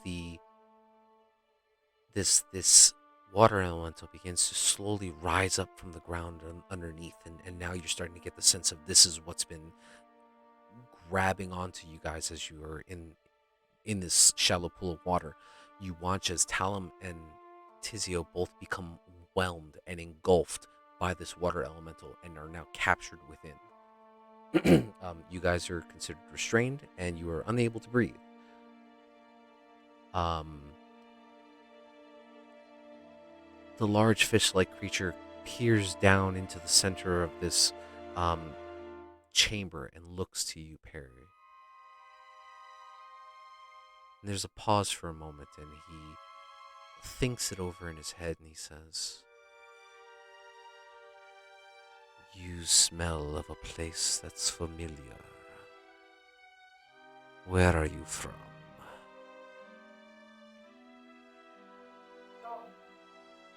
Port Denali. Very far from here. Damali. A home I had thought I had forgotten. Really? You hail from there? I escaped that hell many years ago. Yeah, definitely. Being rammed by crime syndicates is no fun. I was part of a tool used to power the city. Really? It was no longer functioning once I was freed. But you remind me of that trap, and it angers me deeply.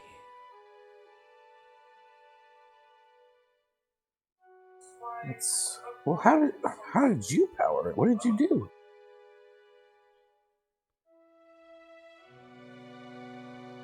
I was bound to this contraption that required my will to force the water to power it. A group of ramshackled adventurers such as yourselves freed me from my bindings. And when I had left that place, I went to go find my mate, only to find that they were gone. So I left and found my way here through the waters. But upon seeing you, it brings back those memories. I know that my mate is still bound to the other contraption. However, it is not functioning, which means she is not present.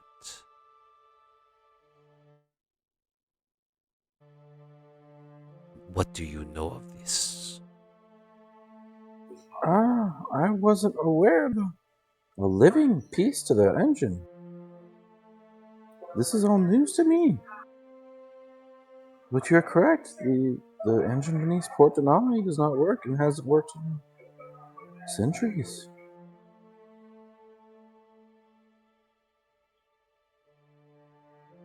There's a moment of silence as he carefully considers. The two of you who are currently whelmed, you can attempt to break from that ability. However, you do take some damage once you got stuck in there. So let me roll that real quick. Do I get an action? Yeah, you do. This was the Okay. initial whelm. You guys both take 18 points of bludgeoning damage from getting caught up in it.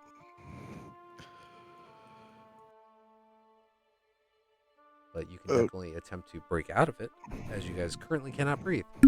Can I see? You can, just not very far. Everything's distorted with the light emanating from you, and it's kind of refracting off the water that you are currently being whelmed in.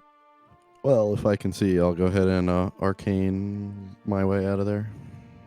Okay, using Misty Step. No, using benign transportation, which I got back from Misty stepping through the wall. Very nice. Okay, so you just kind of teleport yourself out. Yeah. Easy enough to do. Okay. You see that there's a bit of anger in his face as he watches you escape from that grasp.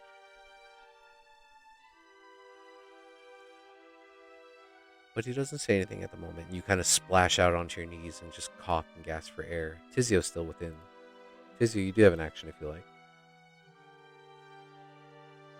I'd like to stay and continue suffocating. I mean, you can. What do I roll to? This would be a strength check to get out of it. It's like breaking a grapple.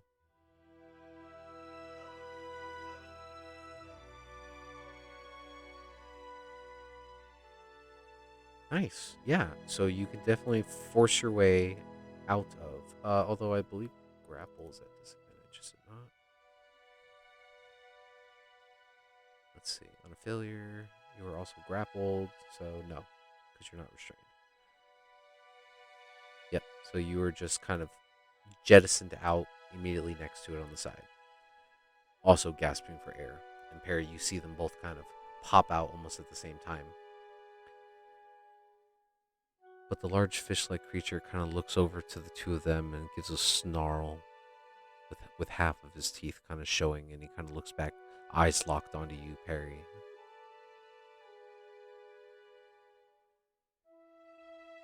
My companion. I still sense her presence. She is closer than I dare to dream.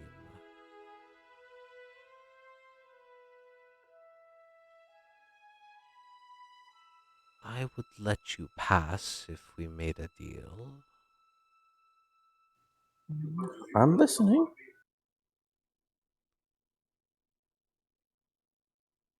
You must find and free my mate,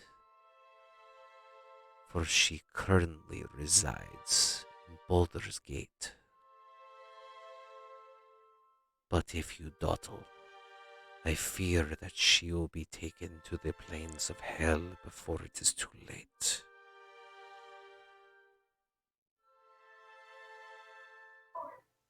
I don't suppose you know why she's being taken to the plains of hell? That I do not know.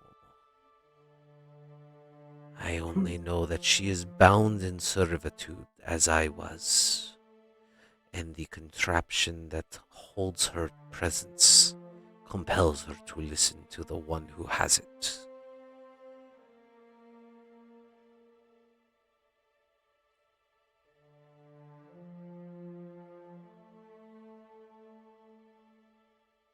Well,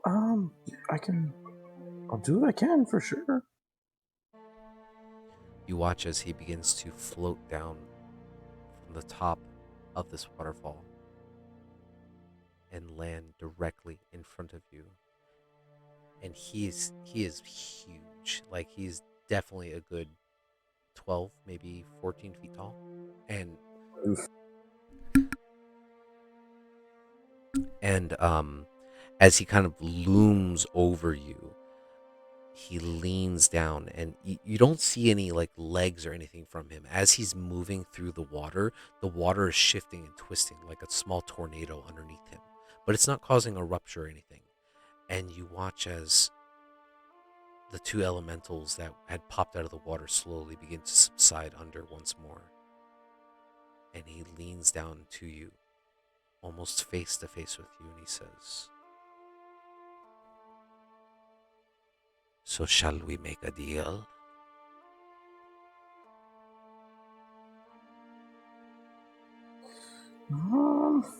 I think my hands are tied. So yes, we can make a deal. He reaches out one of his thin, bony, scaled hands towards you.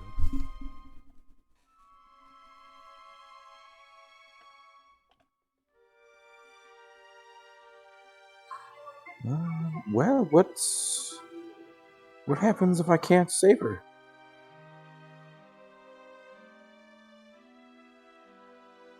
There's a smile on his face.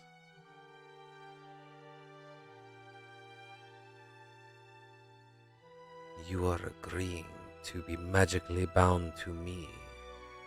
Should you fail to complete what you are promising, you will know.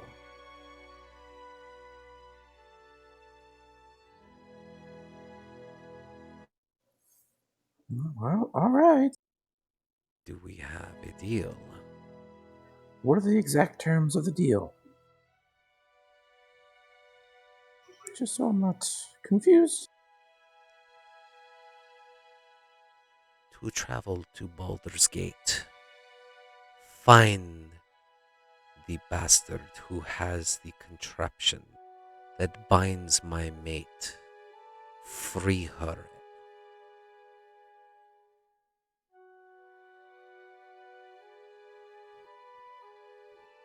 That is the deal. So free the girl. And do you need me to return her to you? Or should we find her way on her own? Or just point her in your direction? She can sense my presence. She can find me just fine. Good. And yes, we have a deal. He reaches his hand towards you once more. And I'll shake it. As you grab onto his hand, he clasps it very hard. almost to the point where you feel like your hand's about to snap. And as he does so, there's a wide grin from his face, his jagged maw just peering out. You can smell the putridness from it. And slowly you can see that on the center of his waist, there appears to be this kind of like sash or something with a large crystal, like a red gem or something embedded within it. And it slowly starts to grow brighter red. And as it does, it slowly begins to leak and pour out, almost like it's bleeding. And as it begins to twist and drip into the water begins to rise, and it slowly begins to wrap around both of your hands. And then after a moment of this, the water just vanishes. The crystal within his sash dims once more, and he releases. The deal has been made. Now go before I change my mind. All right. And I guess I'll go. Okay.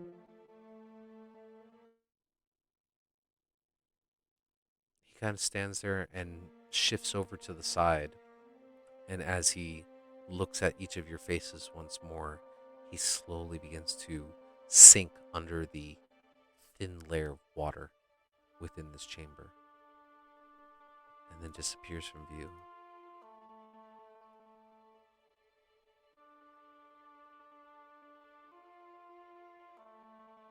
And I wish you'd had that heart-to-heart before I gave him the damn bird. That was the dumbest conversation I've had in my entire life. He clearly knew what he wanted. He wasted a bunch of time, and he almost killed me. What a bastard. Well, at least we're not dead. Yeah, well, Perry, you made quite the deal with him. Yeah. I'm afraid I feel like I'm gonna regret that deal. Yeah, he didn't really share a lot of details. He said, find a person in Baldur's Gate.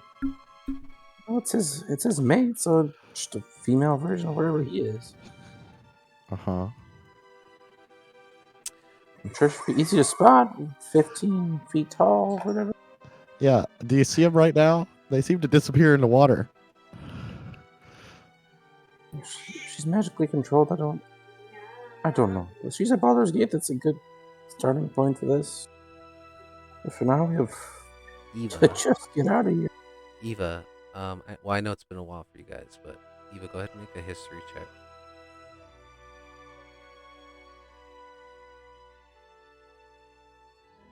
I mean, so you may have already picked up on this, but this whole conversation seems to ring quite a serious bell in your mind, especially from your last conversation within Waterdeep. And you and Perry were talking to a certain shop owner of the Myriad.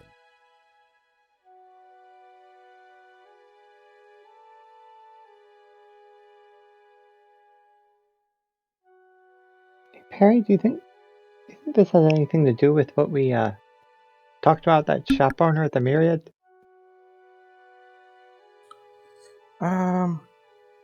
Yeah, that's what worries me. Because either the device that controls her is what I'm looking for, or she is what I'm looking for. To repower the device. So I'm hoping that. I don't know. Hopefully it doesn't blow up in my face, I guess. Didn't we hear that Hendrik went south with the device? That's not. South from Waterdeep is Baldur's Gate. I mean, if the thing that you're now looking for two people is the same thing, then didn't you just kind of make an impossible deal? Guess we'll see.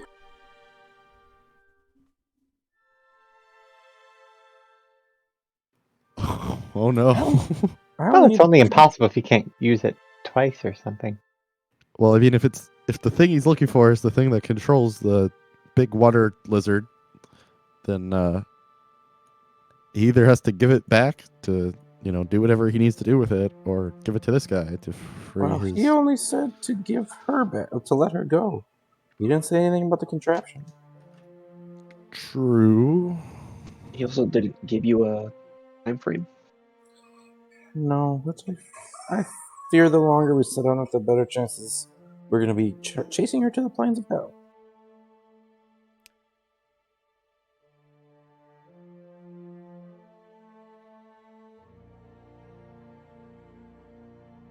Seems like our next course is set.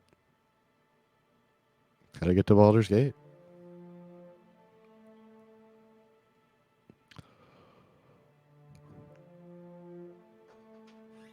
Well, let's get out of this tunnel thing. Yep. At least it's a city. Don't we have to go back to talk to Levi first? I mean, do we have time to just delay at this point? I mean, I don't know if we have the methods to chase it down to hell, and if we fail, Perry's kind of in trouble. Can't we? We can talk to Levi with magic, right? That feels much easier. Perry, you can talk to people from far away, right? Yes, but I need to sleep first. Yeah, definitely. I'm But far too tired to do that now. I agree. Well, let's get a bit farther, and maybe we can set up camp for the night. Yes, I agree. As you guys are having this conversation, you actually notice that the water around you is slowly beginning to dissipate, almost to the point where you are now touching solid stone surface.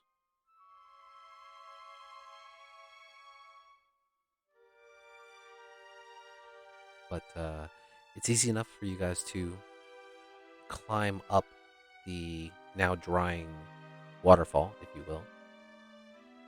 And you see that the tunnelway itself continues on for quite a distance. You're not sure how far. Do you guys go up that way, or do you choose another route? I mean, let's head that way, I guess. Yeah. Okay. So you climb up one by one to the top of this waterfall and start pressing your way forward. This channel is a lot larger, and it takes you guys maybe a good hour or so of just mindless wandering through this narrow corridor, before eventually you could hear the sound of rushing water in the distance. And as you get closer and closer, you can see that there is a large opening, a mouth of sorts, and you find yourselves brushed up right next to what appears to be the Desert River. I will go ahead and cast ritual cast water breathing. Okay. Do I have that? It's for 8 people, so we're okay. Oh, nice.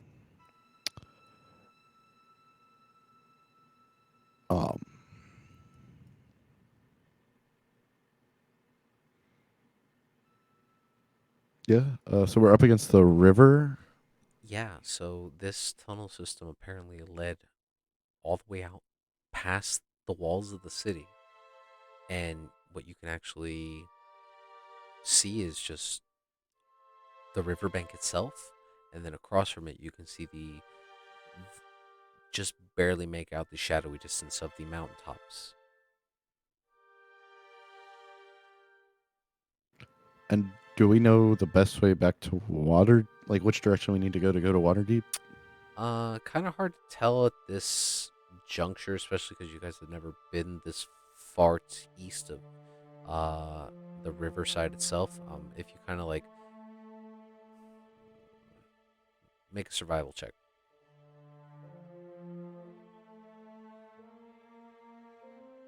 Yeah. Taking a look at the river and just trying to see as best you can in this very early hour. You get the sense that you would have to travel southward, as you guys seem to have popped out somewhere on the east side of the city.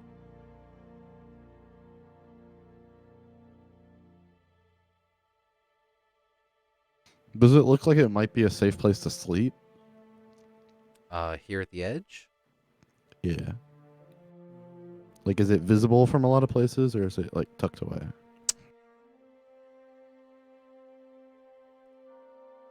let me check.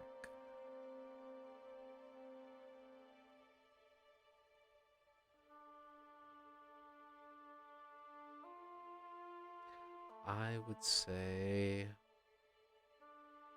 yeah, if you were to try to like clamber out from the mouth opening of this tunnel system and kind of look around, you can see maybe about a mile or so in the distance the lit torches of the walls of Yartar. Oh wow, so we're like really far out. Yeah. Do you guys want to take a rest, or should we push on and sleep once we put some more distance on between us? Wouldn't mind a little distance. Yeah, just a little bit. Same. I'm getting real tired. Oh, I know. We're going to have to spend the whole day sleeping. Okay, let's get to walking, I guess. Okay. Which way are you guys walking? Towards the slums, at least. Okay. So, just so you're Well- aware, right? So you guys are like on the right side of Yartar. That's where you guys kind of exited onto the Desern River. You would have to kind of travel along the riverside, which is bringing it closer to Yartar, to get back towards where the slums are. I mean, we could just walk into the mountains. Yeah, you could cross the river and walk across the mountains if you like. Absolutely. Oof, crossing the river, though. Well, I mean, yeah. Oh, maybe we should just sleep here, though. Not like it's going to change anything. I mean, if you guys want to walk, we're gonna have to cross the river in the morning anyway. So,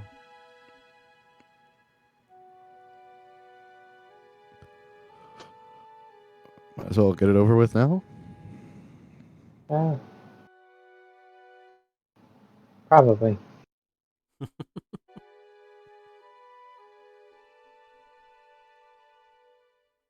I mean, at least we'll be able to breathe. I'd say we should cross now. Is this like a fast river? I mean, it's got a steady current to it, but it's not like rushing. Like you're not gonna get swept away. It's just gonna be a bit of an endurance check to get through.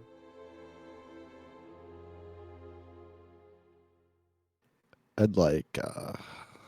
Okay, I mean, Because the river itself extends out maybe a good 200 feet or so. It's pretty wide. oh wow. Okay. Maybe we want. Well, I don't know. I don't know if we have that long of a rope. I don't- Yeah. I mean, let's go for it, I guess. Yeah, I mean, like it's like it's like just swimming in like the pool's not. It's like not that bad. The river isn't like I said. It has enough motion to where if you were to like just drift on top, it will carry you to a destination. But you're not by any means getting swept away in a torrent of water. So if you guys were to just try to swim, in as straight of a line as you could, you have the potential to make it across if that's what you like. I could cast. Okay. I mean, yeah. I mean, I could do like. Do floating discs float on top of lakes? If don't think so. I guess it determines what you call ground. I mean, water would be not well. The ground would be the bottom of the river. So if the bottom of the river is further than what, 10 feet or 20 feet? Yeah. Well, I mean, I assume it's like is it like a cliff drop off, or is it like? No, I really mean steep? you're pretty butted up against the riverbed, but I mean you don't know how deep it gets. Yeah, but the disc would just follow the bottom of the river, right? Yeah, that's true. I mean you would go under the water, I'd imagine. And we can breathe the water, so Yeah. or we could just swim. I'm sure it'll be fine.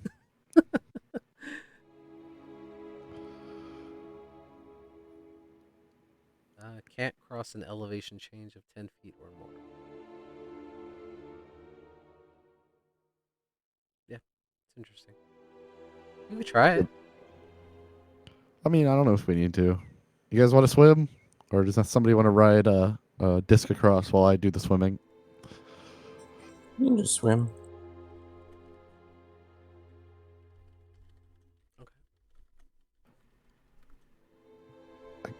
I guess We're we just gonna attempt to cross swim. the river. I don't know. Like, not that very many people are Yeah. talking. No. Let's just go. Okay. So, everyone going across the river, just make me a Constitution check. Not a saving throw, just a regular Constitution check. Alice, proposal. What if you swim and I tie myself to you and you pull me like a balloon through the air? You're telling Ellis to do this? Yes. I'm gonna cast levitate on myself and have him trail me like a balloon.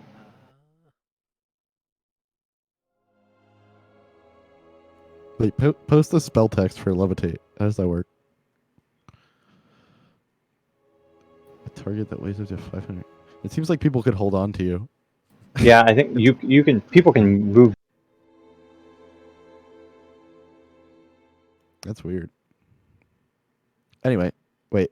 A D4. Oh, Constitution check, right? Constitution check, yeah. Cool. Okay. 17, 13, 17. That's good rolls. I think Tizio cast guidance on himself. Yeah, I was gonna say if it's Oh if it allowed. no, Ellis. Ellis is struggling. He would totally tie you onto his waist and try to make it across, thinking that he'd be good to go. I don't know if he gets advantage on straight con checks. I don't think so. It's not raging.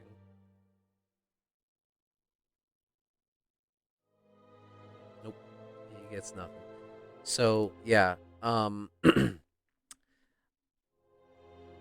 you guys start making it across, and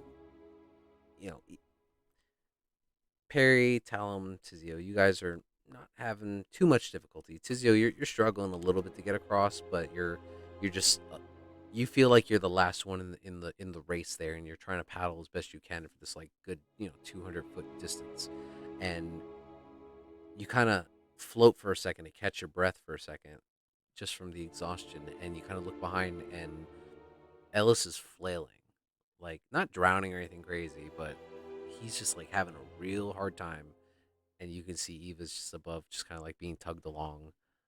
Come on, Alice, you can do it. But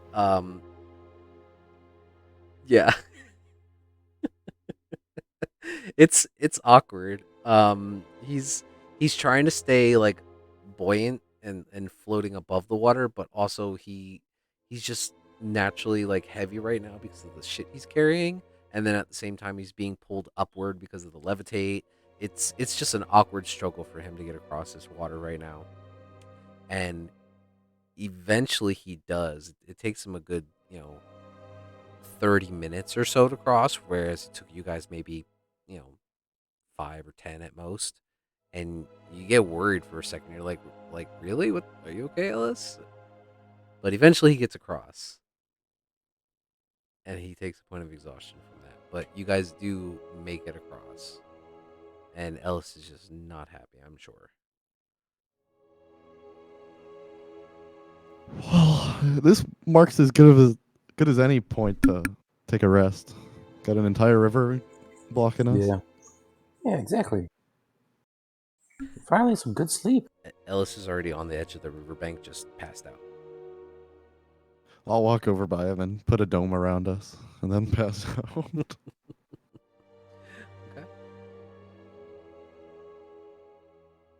Okay. So, is anyone taking watch?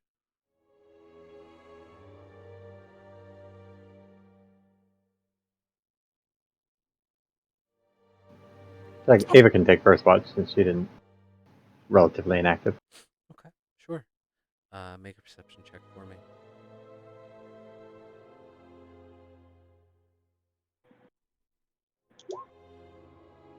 Ouch.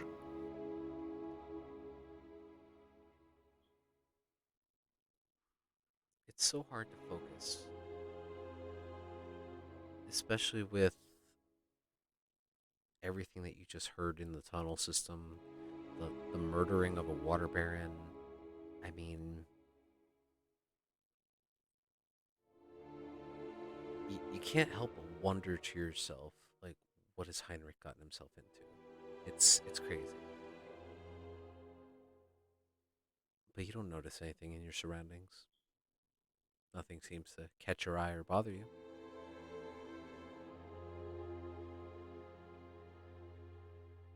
Okay then.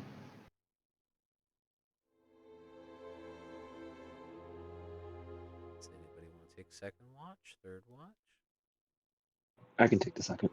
Alrighty, go ahead and make a perception check.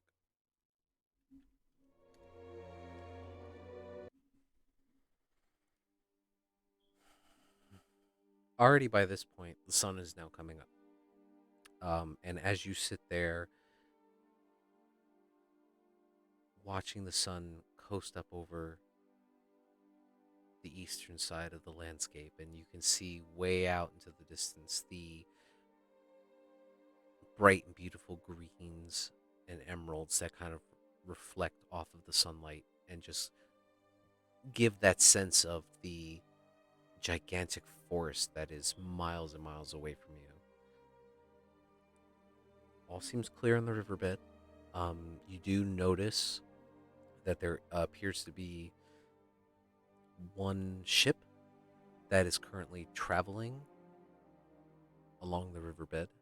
They're about maybe a mile or so away from you guys, and you can't really tell at this distance if they're coming towards your direction or going away.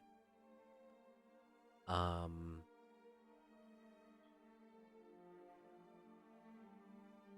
it's just been such a strange and chaotic couple of days. I mean, to be accused of murdering your own parents? What does Garrett have to do with any of this? You just feel like you need more answers. Just things aren't lining up, and for you, if things don't line up well and they don't fit into place, it's just off-putting. It's unsettling. But your watch concludes without issue.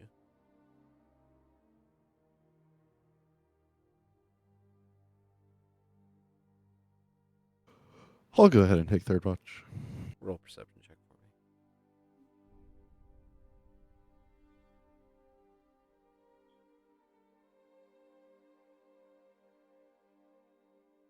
Nice.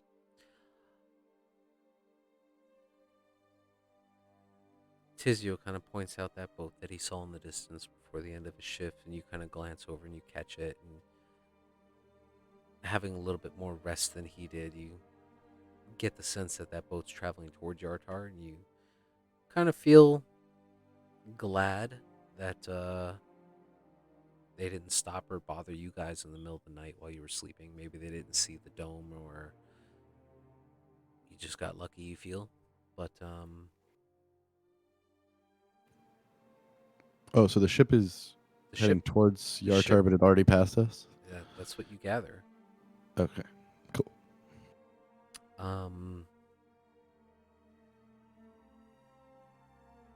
I don't know, man.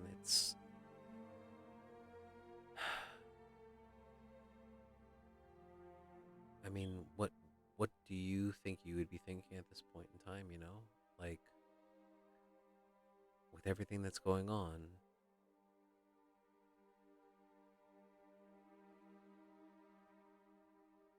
What would be on the forefront of your mind? Probably grappling with what Perry agreed to do and what that means for the rest of us. Okay. Well, the day drags on for a bit as you guys all eventually get a full night's sleep. So you complete a long rest.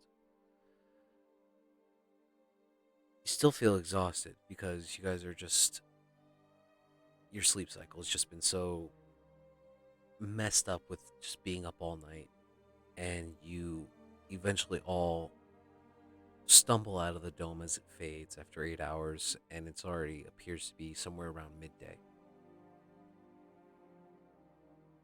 But the air is crisp and clean. There's a slight chill coming from the north,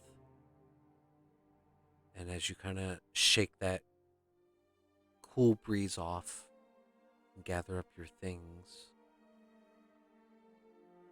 the world is yours. What do you want to do?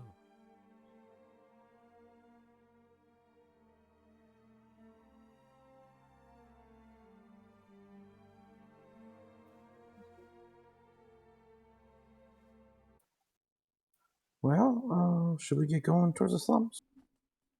I guess it's on the way back at this point.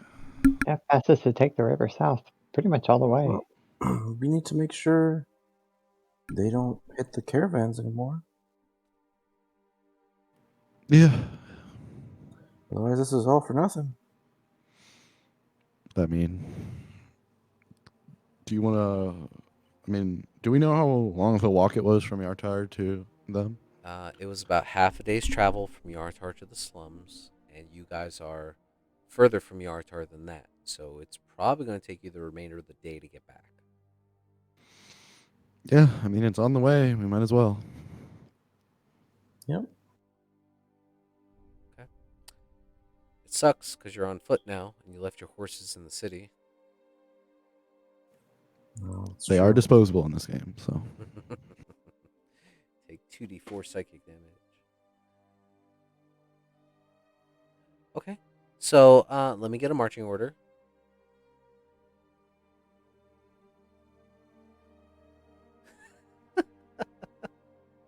Perry, go first. Oh, okay. I'll go behind. Very nice. Any particulars for you two? I don't care. I'll Like ride I in can the take the middle. rear. It's fine. Sounds good. Okay. Perry, go ahead and make a survival check for me just to help navigate your way back to the slums.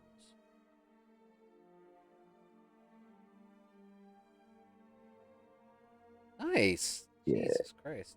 You roll under 20 today? I had to use my inspiration.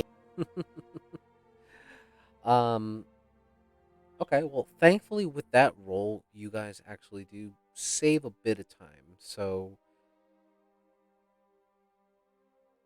while this leg of travel is, for lack of a better word, tedious and just overall bothersome, as you guys have been quickly shoved out of the city of Yartar, and now you're just kind of feeling like, man, I thought we were, doing a good thing, but now we feel like we're, being shunned. But you kind of swallow your pride for the moment and you push along anyway, and figure maybe you'll get some better answers or something from Levi and his group once you get back to the city, or once you get back to the slums. Um, the afternoon quickly sets to dusk as the familiar reds and oranges begin to crest over the sky. Um, but thankfully, Perry is able to pick up on a pretty steady route that gets you guys a good shot back. Definitely avoiding any of the precarious mountain passes that you could have traveled and stick you guys as close to the river as a reference point as possible. Um, Maybe an hour or so after the sun does go down, you guys find yourself on the opposite side of the river, and you can actually see across this portion of rivers, maybe about 100 or so feet across. You can see the slums.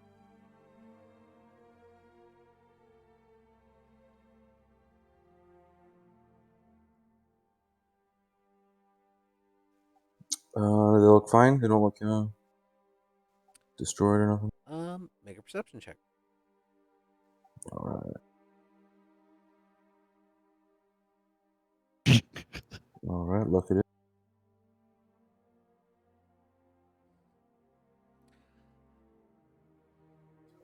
Just at a quick glance across the riverbed, I mean, you still see that there are children running around. You see that there appears to be a couple fishermen trying to reel in what they caught for the day off the riverbed here in their very dilapidated, like makeshift boats that are right there on the edges.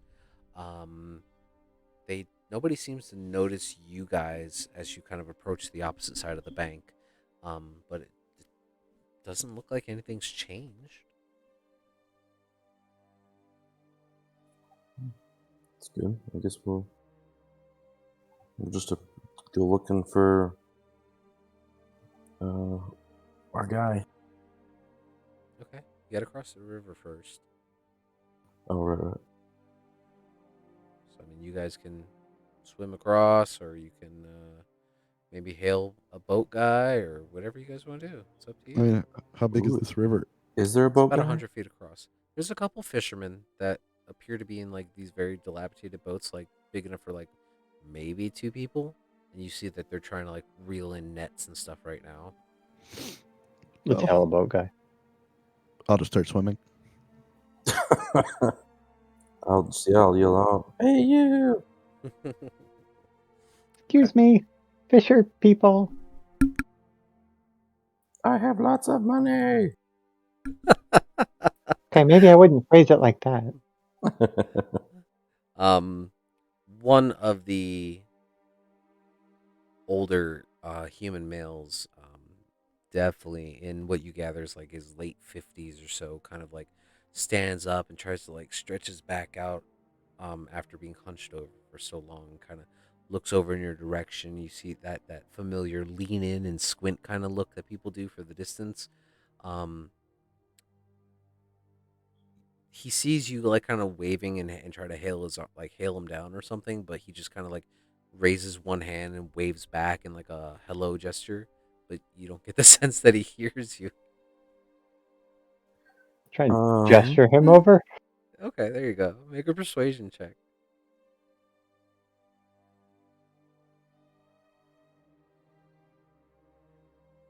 Okay.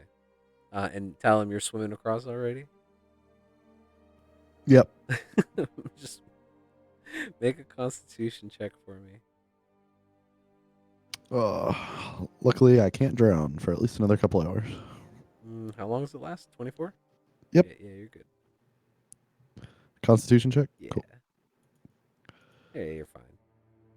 Yeah, so in the 5-10 minutes or so it takes you to swim across this river, you stand up on the opposite side now, closer to the slums, and you kind of turn back around and you can see like this small fishing boat that's real small, is now like paddling its way towards Perry and Eva, who are like waving him over, like, come here, come here.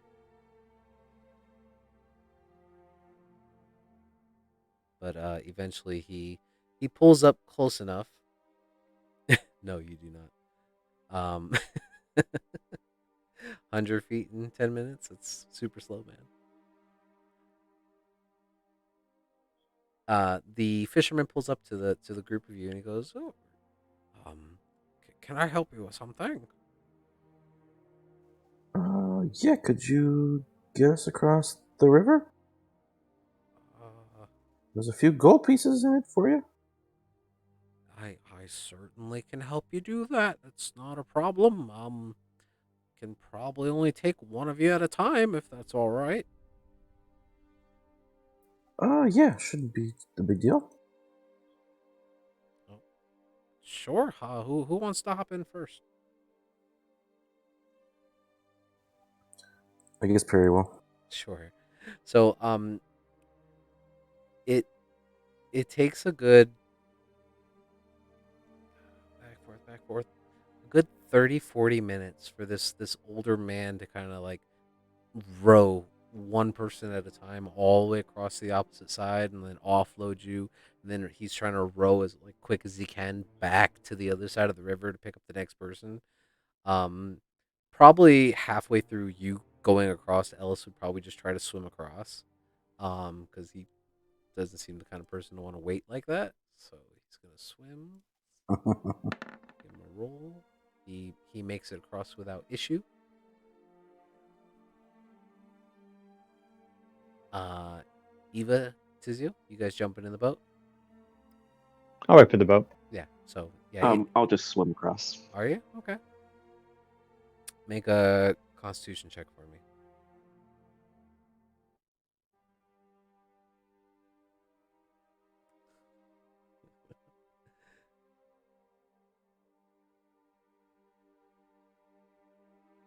Uh, you struggle, actually, Tizio, and Talon. You kind of watch as Tizio is swimming across, and then he, I guess, maybe forgot that he can breathe underwater because he stops and starts flailing and screaming for help, and then you just stand there watch him, and then Tizio, you kind of as you sink towards the bottom, you start realizing, oh wait, I can breathe, and you just kind of like start slowly swimming and like frog swimming your way across. Eventually, you come out towards the other side. But Eva, you have a very comfortable ride with a rather creepy fisherman, as he is more interested in asking you where you're from, as he seems to have picked up an interest in you as he's paddling you across. It's like, yeah, I haven't rode a fine young lady such as yourself since before my wife passed away. Oh, is that so? Oh, you remind me of her. Has anyone taken you out for a drink anytime in the past 10 days? Oh yeah, I'm married to him. I'll point to Ellis. As he's swimming across the water, like just rage swimming. Yeah, you bet. He'll go, right, right.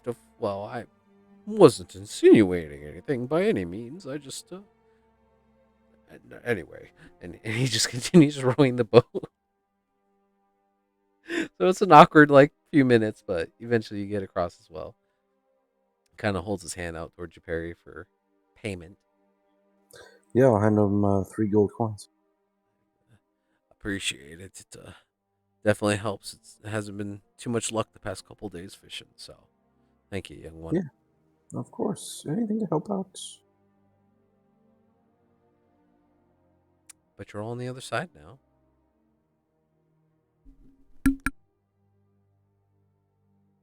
I've been getting a good read in on some of those novels I bought. Yeah, you had some downtime there for a minute. Yeah, I guess we'll go find our guy. Okay.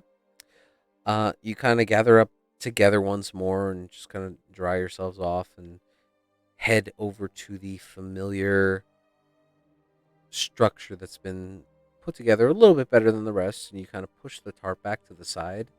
And you knew that as soon as you entered into that first part of this home, there was the alchemical lab that was run by Nestra, currently empty, currently bare. You see one table and maybe the half remnants of what appears to be a rug kind of like tossed to the side. Does it look abandoned, empty? Make a perception check or investigation, your choice. Depending on how Can I assist him? you certainly may. So you can either both roll or one roll of advantage, up to you. Nice. Twinsies. You pan the room, and let me just pull this up for visual reference because I have it, so I might as well use it.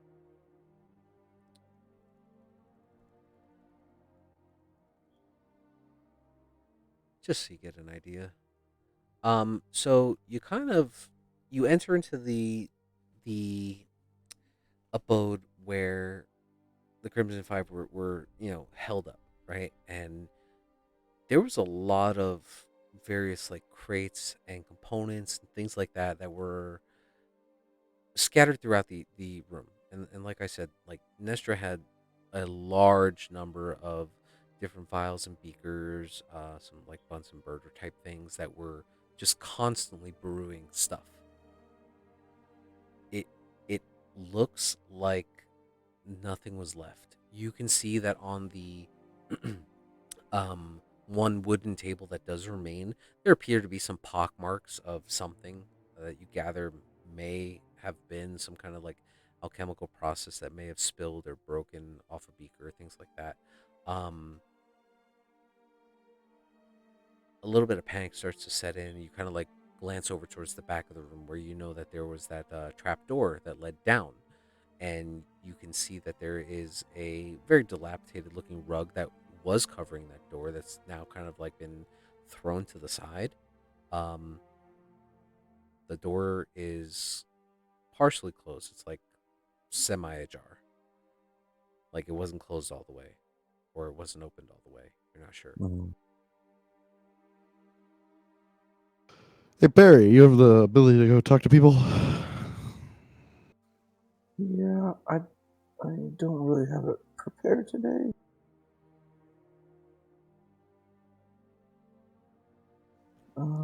Gotcha.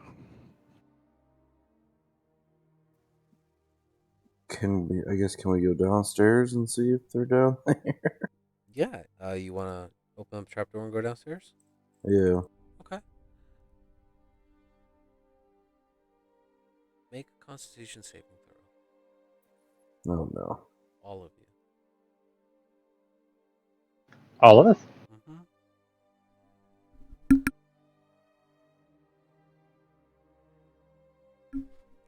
You rolled twice, Eva. 4 times, I guess.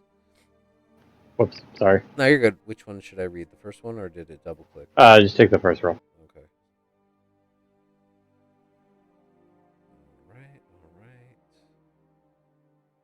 And I gotta roll for Ellis,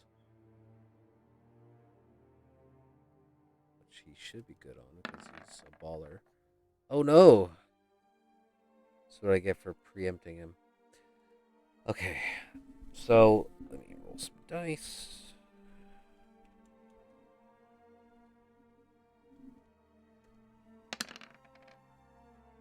Oof. I'm really confused. Did we do something? Uh huh. What? Perry opened a trapdoor. Oh, okay.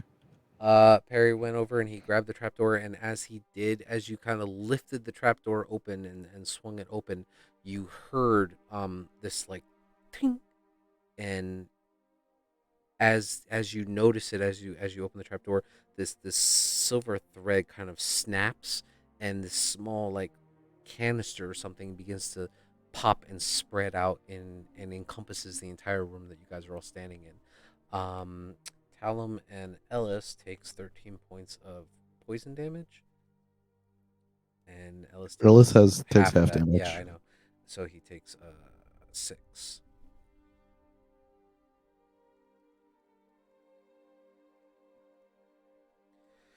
And then it takes you a minute as you guys are kind of coughing and holding your breath just to wait for it to dissipate. You kind of like open up the flap and just let the fumes escape. And you're a little off put by it, but the trapdoor's open. I guess I will proceed a little more cautiously now. Sure.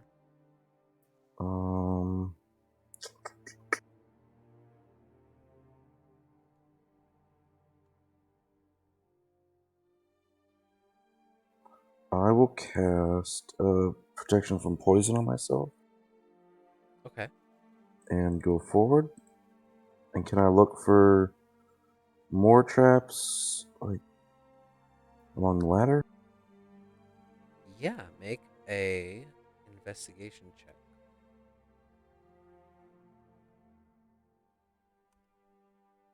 Okay. As you slowly start making your way down the ladder and you're just being very cautious as to like watch all the surrounding areas, you don't get the sense that there are any traps or anything like that on the ladder itself. And you can, and as you slowly, work your way down that ladder, you're not seeing any traps.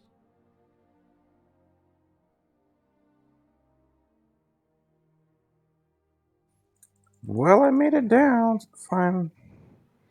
Um, Do I see anyone? Say again. Do I see anyone by chance? Not at the moment, no. Come on, roll 20. Instead of revealing, it's hiding stuff. That's great. There it goes. No, at the moment you do not see anybody. You are currently down at like the base of the ladder. So let me pull you guys over there. So you're currently down on the bottom right side of the map, down here.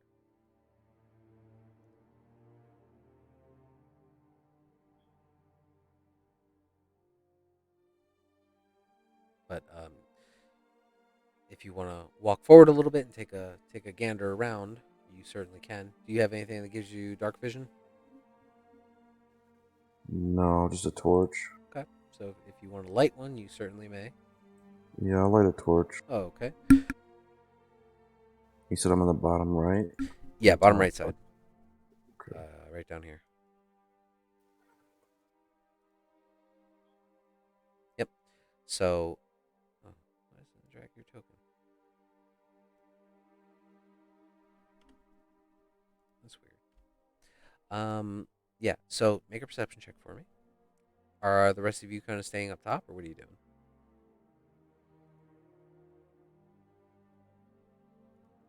I'd be following. Okay. Yeah. So, one by one, you guys can slowly start to descend down the stairs if you like. after I finish coughing up a lung and bleeding dear. a bunch. Why does it keep hiding inside? I click reveal and it hides instead. So good. So good. Okay. So yeah, one by one, you guys can eventually make your way down to the bottom, into the familiar cavern below, where you guys had previously met everybody. You don't see anyone. Um, it's completely pitch black, so you pull out your torch and you light it. You kind of glance around the areas. The familiar condensation that slicks the rock walls of this underground tunnel, very visible, as it kind of just like shines and bounces off the light from your torch. Um, you can still hear the faint movement of water coming from the interior small like pool in the center of the chamber where you guys had spoken previously. Um, appears to be empty from where you're currently standing. So Perry will move forward, but he's gonna be like checking for any tripwires for a little bit at least. yeah. Okay. How far up do you move? Just to this first chamber, I think. Okay. So you can make another perception or investigation, your choice. Oh, buddy. Nice.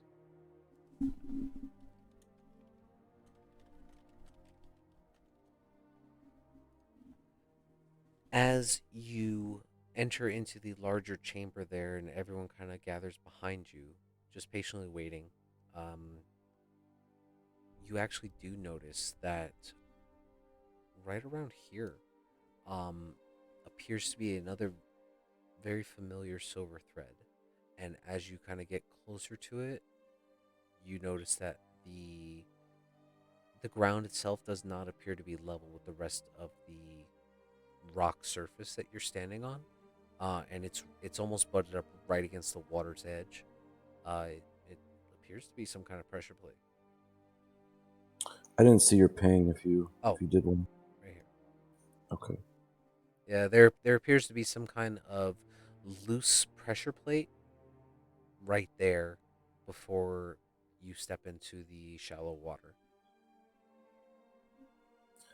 I'll just be like, Tizio or Eva, want to there's a trap here right at the exit of or the entrance of this water little area. I'll try and point it out for them, I guess. Yeah. Ah, I could take care of that. Oh, perfect. Roll attempt to disarm it. Okay. You have thieves' tools, right? Yep. Make a dexterity check with your thieves' tools, please. Nice.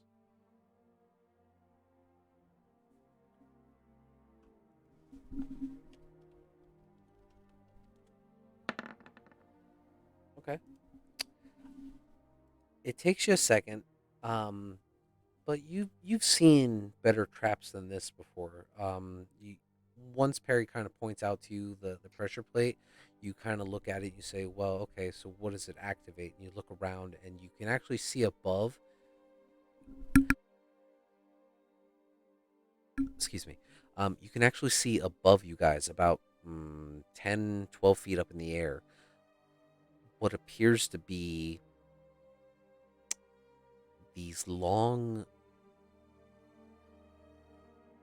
like candlesticks or something, that are protruding from the top of the cavern itself. And as you kind of take a good close look at it, make an intelligence check.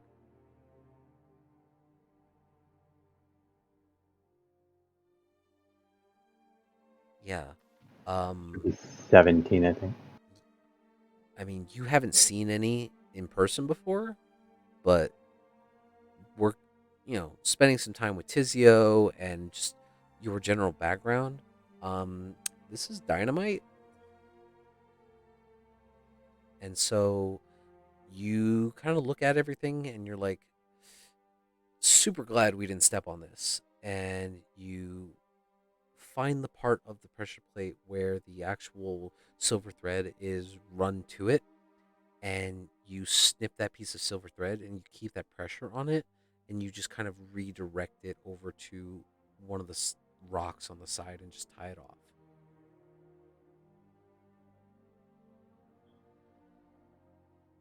Oh, good eye. Now you didn't explode. Yeah, well, good work not making us explode anyways.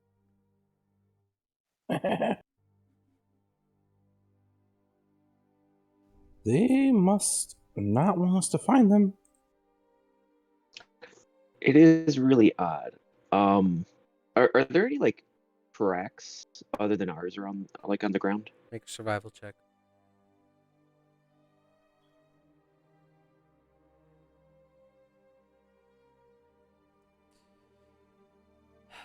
Um, it's too hard to tell. I mean, there is definitely indentation on the ground of foot traffic. You could definitely see the distinct darker brown dirt discoloration versus the lighter brown coloration where people don't normally walk. So you can definitely see that there's been a lot of foot traffic, and then you gather, with the coming and going and putting water on top of the dirt repeatedly over time has definitely made it into a more hardened clay. Um, but you don't really know how recent this has been.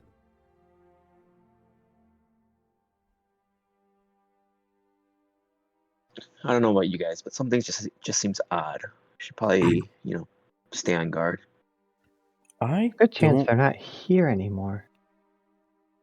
Yeah, I don't think they want us to find them. This could Well, just they be don't want someone to find them. could also just be a setup. That's what I'm worried about. Did they take us for a ride? They pulled at our heartstrings and then took advantage of us.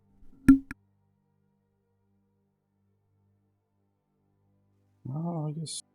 Should we ask some of should we ask some of the people out, outside if they've seen him?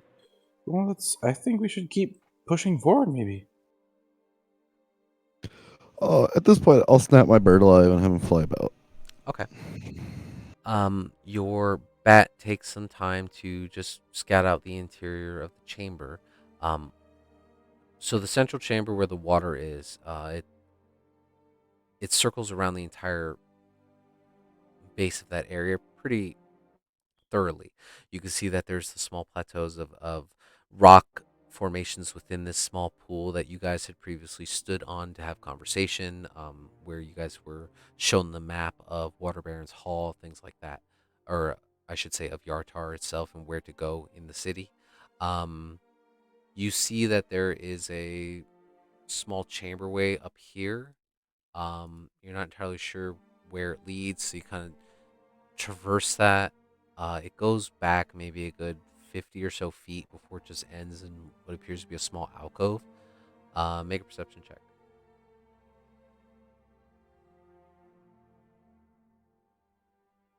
Character sheet. I think it's +1 for the bat. Okay, yeah. So in that back alcove, you can see that there appears to be like some remnants of like some straw rolls for bedding. What appears to be some like discarded food. You get the sense that that might have been some kind of like sleeping area for the Crimson Five.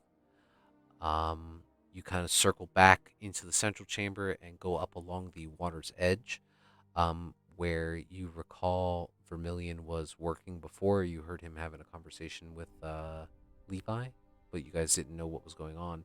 And as your bat kind of flies into that back space, you actually find a number of crates. A number of just bits of paper. Um, a lot of it, the paper at least, looks to have possibly been burned or singed or ripped up. But there's a large number of crates back there, but no signs of anyone.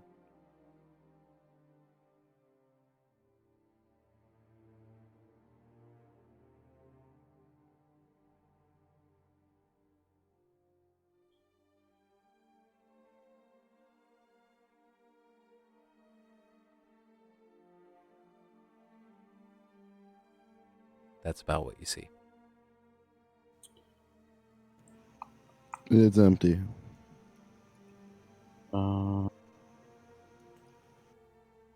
Well, yeah, I suppose we could go back and see what happened to them.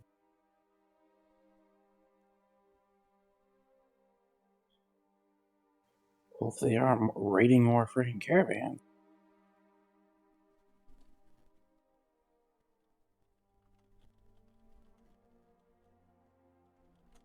I mean, they could, but it just doesn't seem.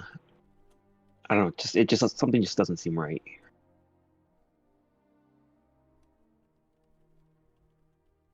I'm curious how they set those traps without leaving.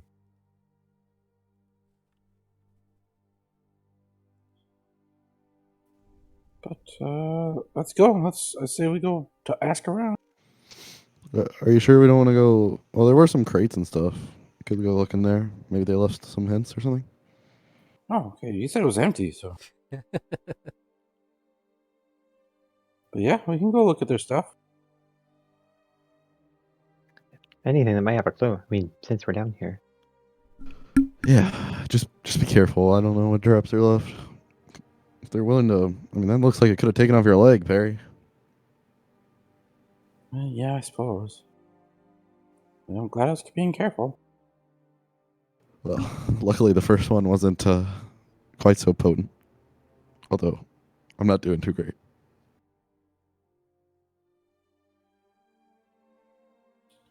I can't heal you. You can't? What? The cleric with no healing spells today? Oh, this is great. I don't ever hold on to healing spells. It's Oh, my policy. I mean that's fine. I don't. It's not your. Like, it's fine. It's more just like, I oh sh- no, we need some. You're a jester. I feel like, I'd rather kill it than heal somebody. yeah, Okay, good to know. I have revivify. sure. He'll come back to life. Oh man. All right, that's so good. Okay.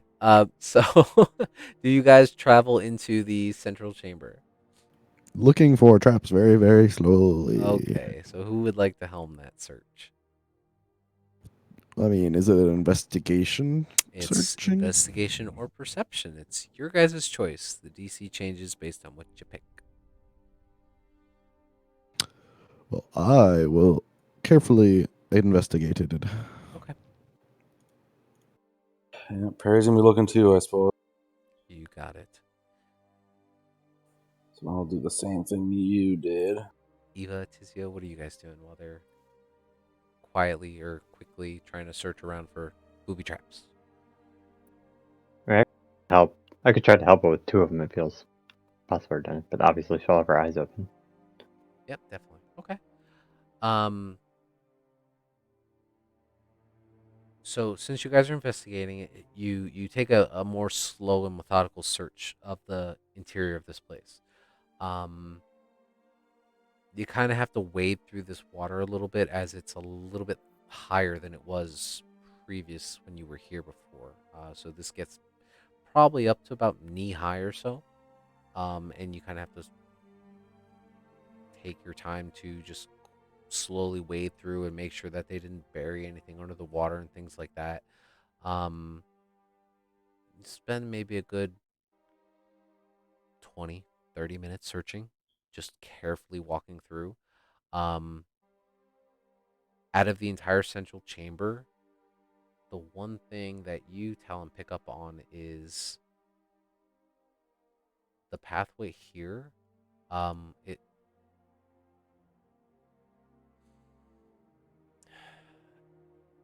it looks cleaner than the rest. You can see that there are rocks and debris scattered all throughout this chamber as, over time, um bits of it have crumbled off and fallen down, and you gather that's just because of, just basic corrosion, especially because there's water in this space.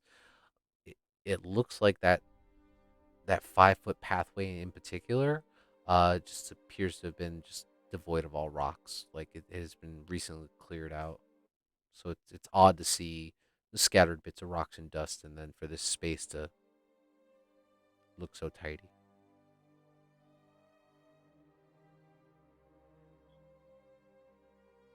So it's I'm sorry, I forgot to finish my sentence. So you kind of get close enough to inspect it thoroughly, and you get the sense that it is very much trapped. gotcha. Do I discern like what kind of trap? Like pressure plate, wire, magic. Uh, This one appears to be magical in nature. Even though the area itself is clear, um, you can just make out what appears to be the faint lines of like scratches on top of the rock surface. And they're not complete, but it appears to form what you might recognize as some kind of rune or symbol or something like that. You're not entirely sure. We got a glyph over here. Some sort of magical trap. Well, Anybody that got dispel magic? Yeah, I can do that.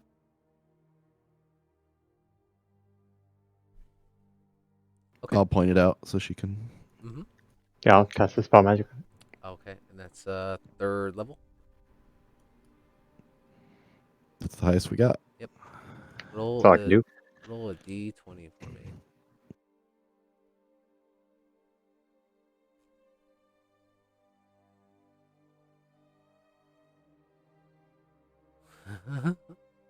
Wait, is it for? Am I checking the DC? Yeah. Okay, So it jack should of be, all jack of all trades applies, so it should be 15, not 14. and you get your spellcasting ability, so it should plus your charisma. Correct. Yeah. So it should be It's like 20 something, probably. well Yeah, charisma's 4, and then 1 from jack of all trades, so it's 19. nice. Okay. I was gonna say because 14 is what you needed. So Oh, you well, you my, actually you got it's awesome. I was like, damn, you rolled 14. Um. So you watch as Talon points it out to you, and there's a mutter under your breath, marking words, something that you don't normally do, especially because of your base of magic is more refined with song. But nevertheless, you know to cast this spell, and as you do, there's a loud sizzling sound before a you hear like a faint like a puff, and you know that the spell had been dispelled.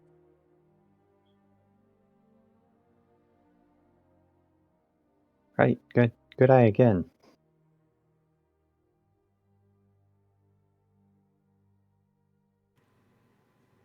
But apart from that, as you guys were investigating the chambers and everything, you kind of noticed that you didn't see anything out of ordinary leading up into this space up here. The only thing that caught your eye was over here. Well, if there's no more traps, we continue on and keep looking. Sure. Yes. Okay. So, to the northwest, that smaller alcove, as you guys enter into that space there, um, you definitely get the sense here that this appeared to be some kind of sleeping quarters. There appears to be 5 or 6 rough indentations in the ground. Um, there's a couple bits of bedding like from straw rolls. You definitely see that there's some bits of like apple core and thing that are just kind of discarded in the space. Um, you also see that there's what appears to be a small like fire pit or something that was constructed in the center is now completely burnt out. Whatever ash was left in the center. Um, Nothing really of note in that space. So when you kind of come back out, you trek up this sloping water into the other smaller alcove in the northeast side. There are at least a dozen crates. They are all marked with Theodore Enterprises mark on them. You also can see that there are 2 long like workbenches. Um, there appears to have been some type of fire or mishap, and a lot of the paper and materials that were on this workbench appear to have been singed or burned.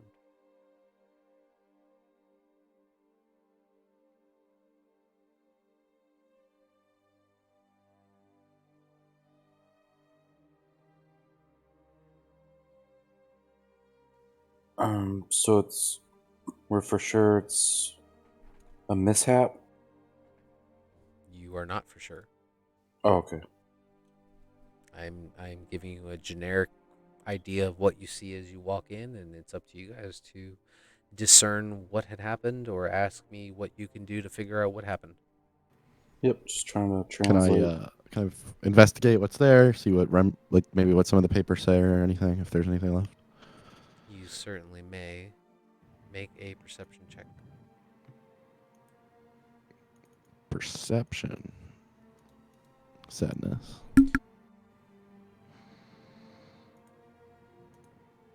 Well, I mean, if you want to take longer to search through, you can make an investigation. It's up to you. So just add 7 to that roll. Sure. So So 18 18. total. Okay. What is everybody else doing? I would like to look in the crates to see if there's anything left. Okay. Eva,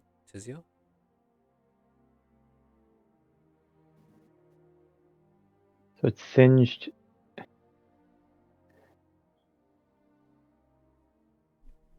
I heard singed. Yeah, so it's how much is singed? A lot of it. Make an intelligence check.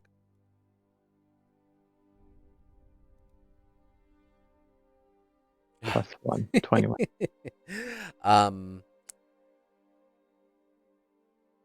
the way things are thrown together in heaps and piles, it looks intentional. Looks like they burned all of this before they left. With my Tinker's tools, it's I can do like an investigation on it, and I can find out like how long ago it something was damaged.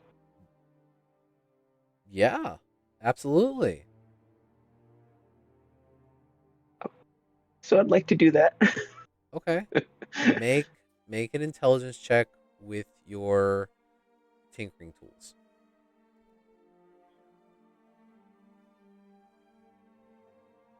The best. I know Sometime it's a in the nat last one, month. but yeah, it's a net one obviously, but it also adds. It's supposed to be another 3 on top of that, if I remember correctly, Yeah. because I mean, I'm proficient in it. I can let you reroll. Oh, all right then. It's up to you on that one. Yeah, I mean, Perry, you see him actively like taking out these like small bits of chemicals and stuff and trying to discern something with this burnt paper. Yep, my luckiness helps you out. Nice. Yes, I believe 28. Okay. Taking a quick glance at this paper, and just how it doesn't crumble away immediately. It actually takes a bit of pressure before it crumbles up, and you recognize that as very, very recent. This has been performed within the past 24 hours.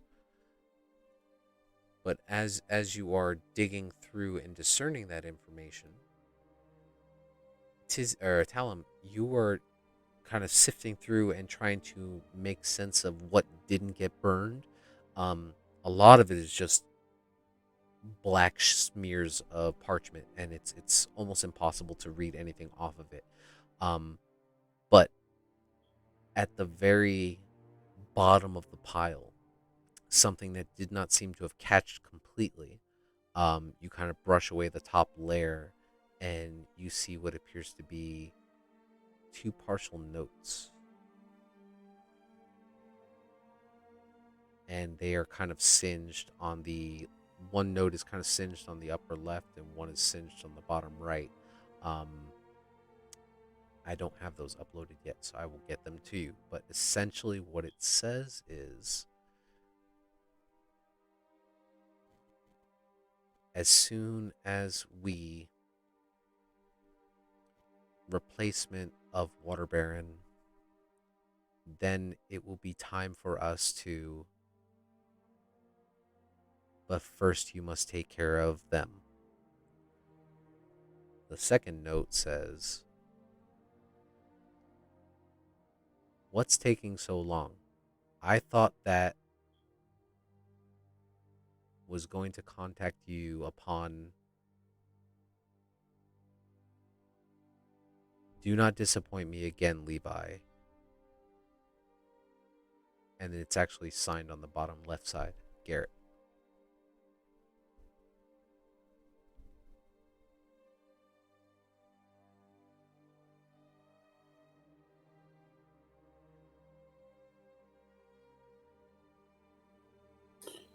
He must have betrayed us. We're like loose ends.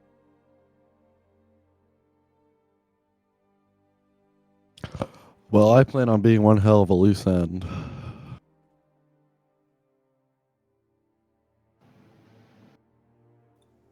Well, we need to find these guys, at least to ensure they stop taking out the caravans, because otherwise this is all for nothing. I feel like there's some bigger consequences here than that.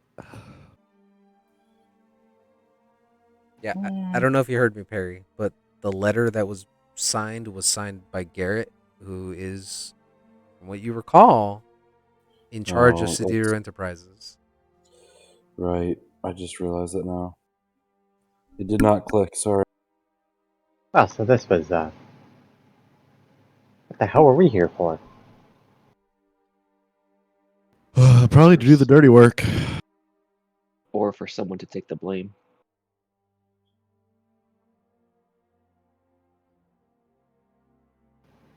I have no interest in that. Can we even go back to Waterdeep now? Or?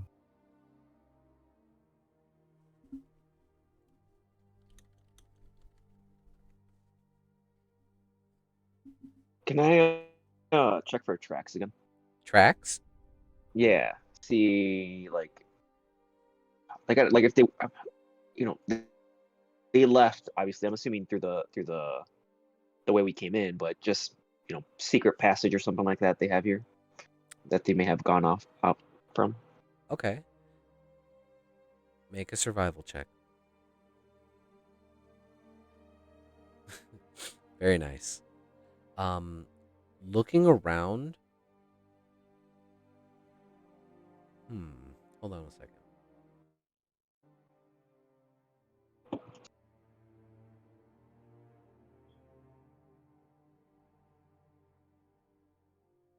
Okay. Looking around, you don't see any immediate like trap doors or secret passages that lead further in through this tunnel system. A lot of this rock face appears to be just that very solid wall that doesn't have anything like hidden behind it. Um, and you see Perry now starting to crack open some of these crates and just trying to check the inventory, what's left inside. Um, you do happen to notice that some of the crates seem to be stacked in a particularly, you know, odd order. They appear to be purposely like stacked up away from everything else. And you're not entirely sure why. And you kind of go over and you try to shift one over, and it's actually pretty light.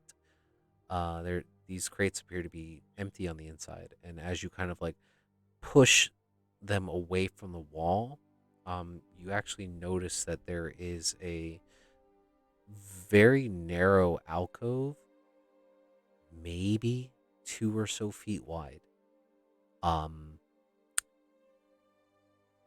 Not big enough for a person to fit through, but you kind of reach your hand in there anyway, and you pull out what appears to be this very long, maybe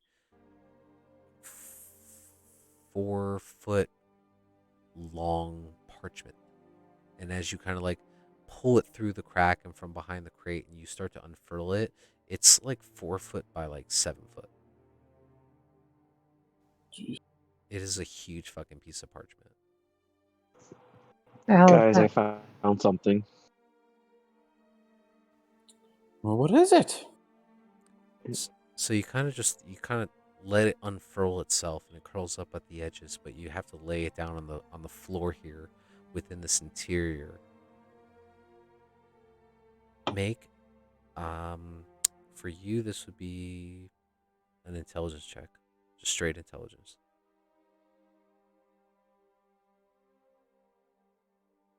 Okay.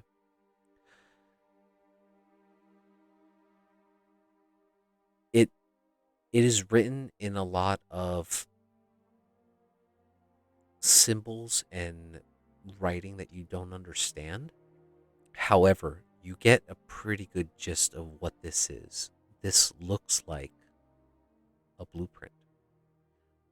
You've done schematics before in the past, so you kind of have the idea of, drawing your 3-dimensional design in a 2-dimensional space. So you have to kind of draw in layers. And you can see that this large piece of parchment has been broken up into sections. And as you kind of like glance through, there aren't any real words in common that you recognize, but you recognize some of these shapes. You recognize some of these drawings, and you kind of look down at your own armor, and it looks very, very similar, especially the very prominent, glowing central chess piece. However, as you kind of gauge how big of a suit this may be, it is much larger than anything you've ever thought of.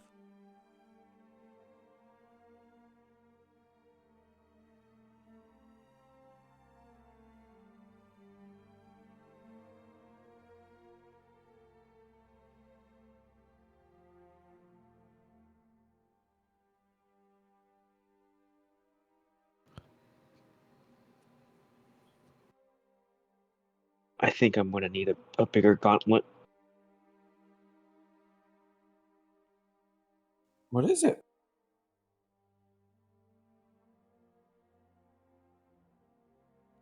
I roll it out, and everyone is able to see everything. It looks like schematics for you know something big.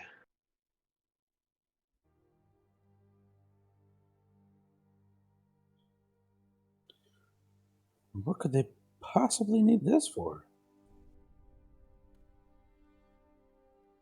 I mean, what do you think can stop that?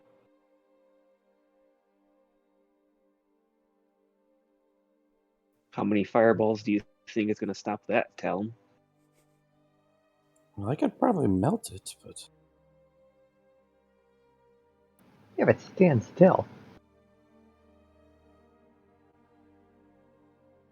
something that big can move?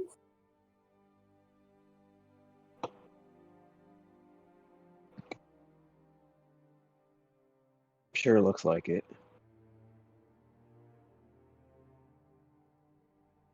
Does it have like a date, a signature of who designed it or anything like that? Taking a look at it, it doesn't have a date or signature on there. Um,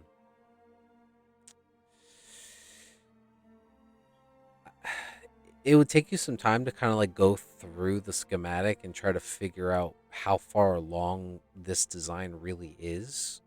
Just at first glance, I mean, this literally looks like a giant sized Nimblewright almost, except heavily armored. Like you've never seen anything like this before, and it's very hard for you to even be able to wrap your head around how to get something this large to move mechanically.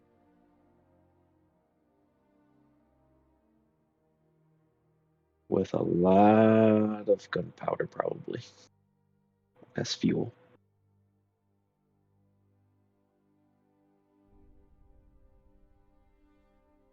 I hope this isn't what he's trying to make. Seems like a bigger game than Yartar. Mm, Yartar is just a smaller piece of it, though. So what's the whole thing? Is it water deep?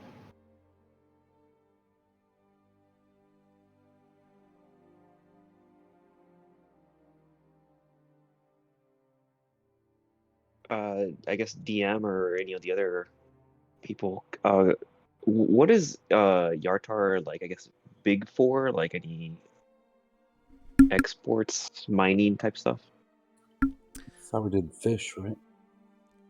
I mean, one of Yartar's biggest agricultural things is fish, yes, but they are a roadmap for a much for the import and export of goods throughout the city. I'm actually surprised. One second. They are primarily responsible for the trade routes coming from the east and things that are heading out to the east. So they are a central hub, if you will, for merchants coming in and out. So while they have their own agricultural stuff that helps them maintain feeding their citizens and things like that, their primary source of income is they're essentially a gateway for trade, if that makes sense. Yeah. if they control Yartar, then they can probably, like hide certain trades, I guess, if that makes sense. It like I mean, smuggle. You mean smuggle stuff in? yes, yes. Oh, great.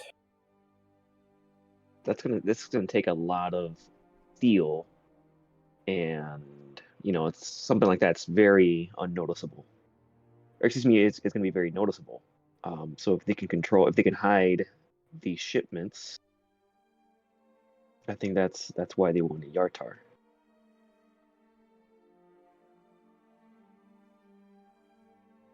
So why are they building the damn thing?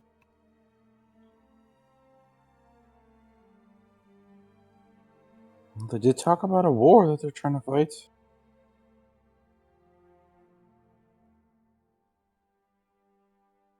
And it's probably gonna go to the highest bidder. Yeah.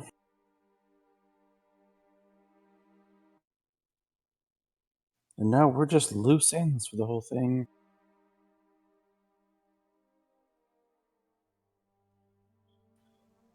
I don't even know what we should do. Well, they wanted us to kill was it the water baron Yeah, and leave no witnesses.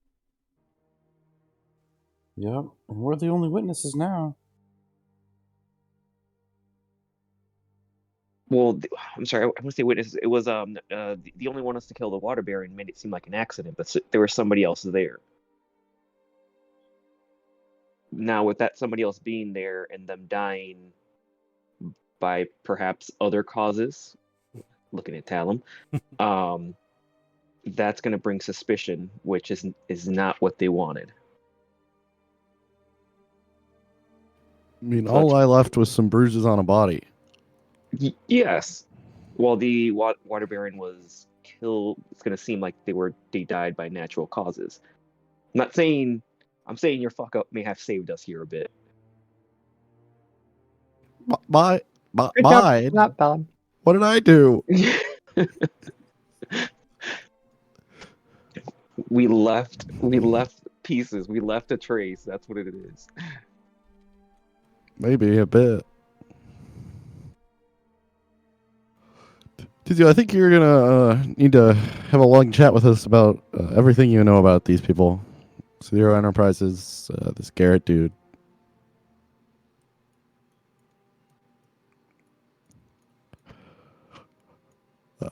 Well, we need to figure out a way to go forward at this point. I think we go forward by making sure you're not abducted by a magical water genie thing. Just lay low for a bit. Well, Wait for this thing to blow over. go to Baldur's Gate and get that sorted. Then we can come deal with whatever this mess is. Maybe they can help us. Have a pint in Baldur's Gate. Yeah, something like that. Oh man. Do we want to go to Waterdeep at all? Check on the inn? I mean, if they're done stealing gunpowder, we can at least go get our gold and get some supplies. It's kind of on the way back to what we can head to Waterdeep, maybe catch a boat to Baldur's Gate. If I remember from the map, it's a pretty long walk. Probably a lot easier to do by boat. Yeah.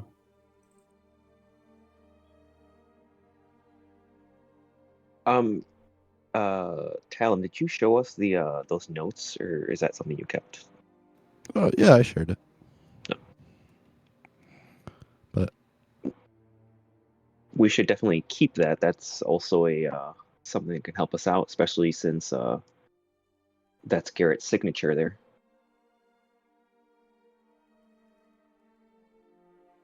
it's a little light on the details, to be honest. Not too much in there that really implicates anyone or. No, correct, but it's something that can back us up if when Also, the tides come against us, I guess.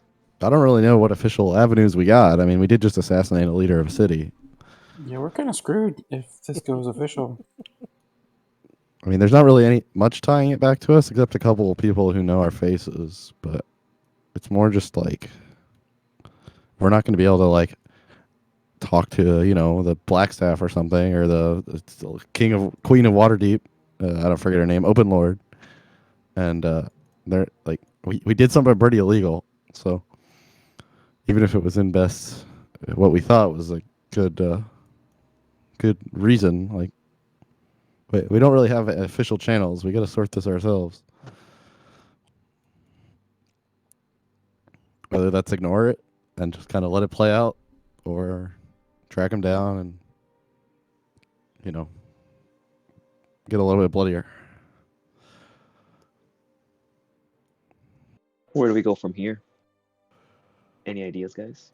I think we go to Baldur's Gate. We're on that timetable with the other thing. I think we have to let this one dangle. Pretty much have to. We can't afford Perry being, that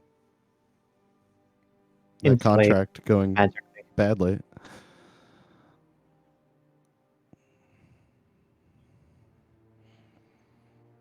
Well, But there's not a time limit on that, correct? There most definitely is. If the genie ends up, if his mate ends up in hell, Perry gets abducted. He said we can't dawdle.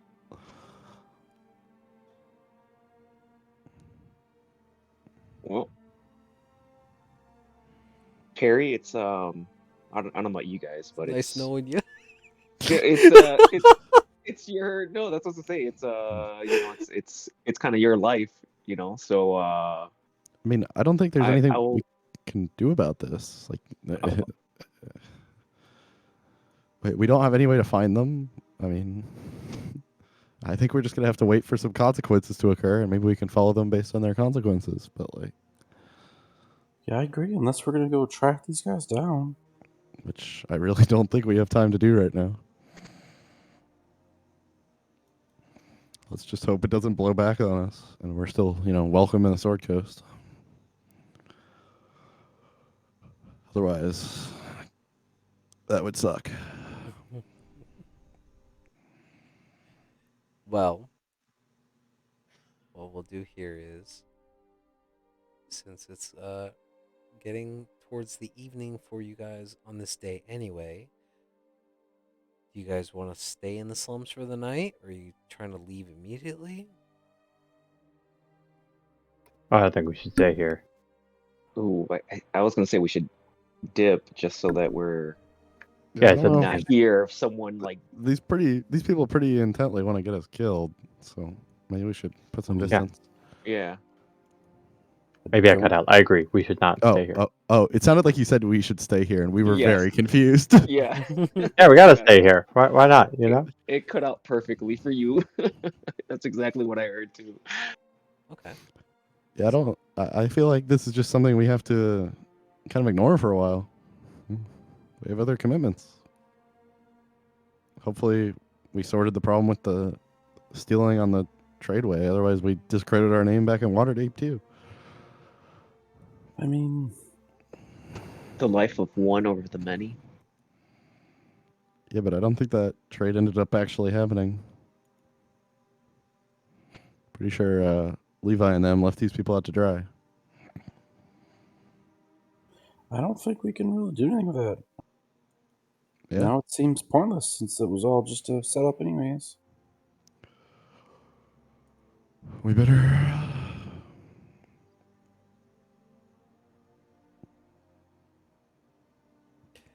Okay. So, what we'll do is then we'll leave it here. Take the remainder of this week to figure out which route you guys are going to take, and come up with a plan on what your priorities are. And then when we pick up next week, we will see if you guys. Hello. Yeah. Sorry. No, I hit the wrong button. Oh, I'm you're sorry. good. We'll see if you guys decide to hunt down the Crimson Five, or confront Garrett, or travel on down to Baldur's Gate and see what's going on with this interesting revelation from Perry's past. All this and more Next time on Dungeons and Dragons. Hey. I hope you guys had fun. Yeah, it was And great. I I've thought been you said sitting on this for 2 weeks. No kidding. It's I terrible. could have sworn the DM said that we leveled up right at the end. Mm. I could have. I'm not sure if it was just static So or everyone what, is level 6 except Tizio, who's level 5. I mean, we were already level 6, so Got that's a 'em. bad break for Tizio. Yeah, exactly. Congratulations, Tizio, you leveled Damn. down. First Damn person that in wish 5e spell. history. I feel like it wouldn't be a D&D episode without someone asking to level up. Oh, because I forgot It's to been a mention bit. this. Perry, inside the crates was a bunch of gunpowder. There's smoke Oh, powder, I okay. should say. A Gotcha. lot of smoke powder left. But yeah. This is kind of touching base on all of you and none of you at the same time. So I'm curious to see how you guys handle this. Tizio, you need to involve your friends more in your life. I'll think about it. Your No, I do. I two-sentence do. explanations are like, I do. it's all about you, man. It's your life coming back to bite you in the butt. What are you going to do about it? I feel like I Cover my don't even butt. know you, Tizio. I don't even know Tizio anymore, and I read his backstory. A lot of people don't. See, it just makes it that more plausible that he killed his own parents. It does add that suspense. Yeah. I don't know. Great playing, everyone. I hope you had fun. Yeah, thanks for the session. It was good. It's my pleasure. Yep. Hopefully, Ellis will be back next week and ask you all why you're taking so long. No kidding. All right. Have a great night, everybody. Yeah, good night, guys. Yeah, thanks, Have a all. good night, guys. Are we playing Rocket League? And thank you for everyone who watched tonight's episode. If you enjoyed, please feel free to check us out on Sundays at 7 p.m. Central Time. We try to play weekly, unless something happens with the family or personal events. Then obviously we push off and try to notify everyone when needed. But thank you so much for stopping by. We really appreciate it. Hope you all enjoyed.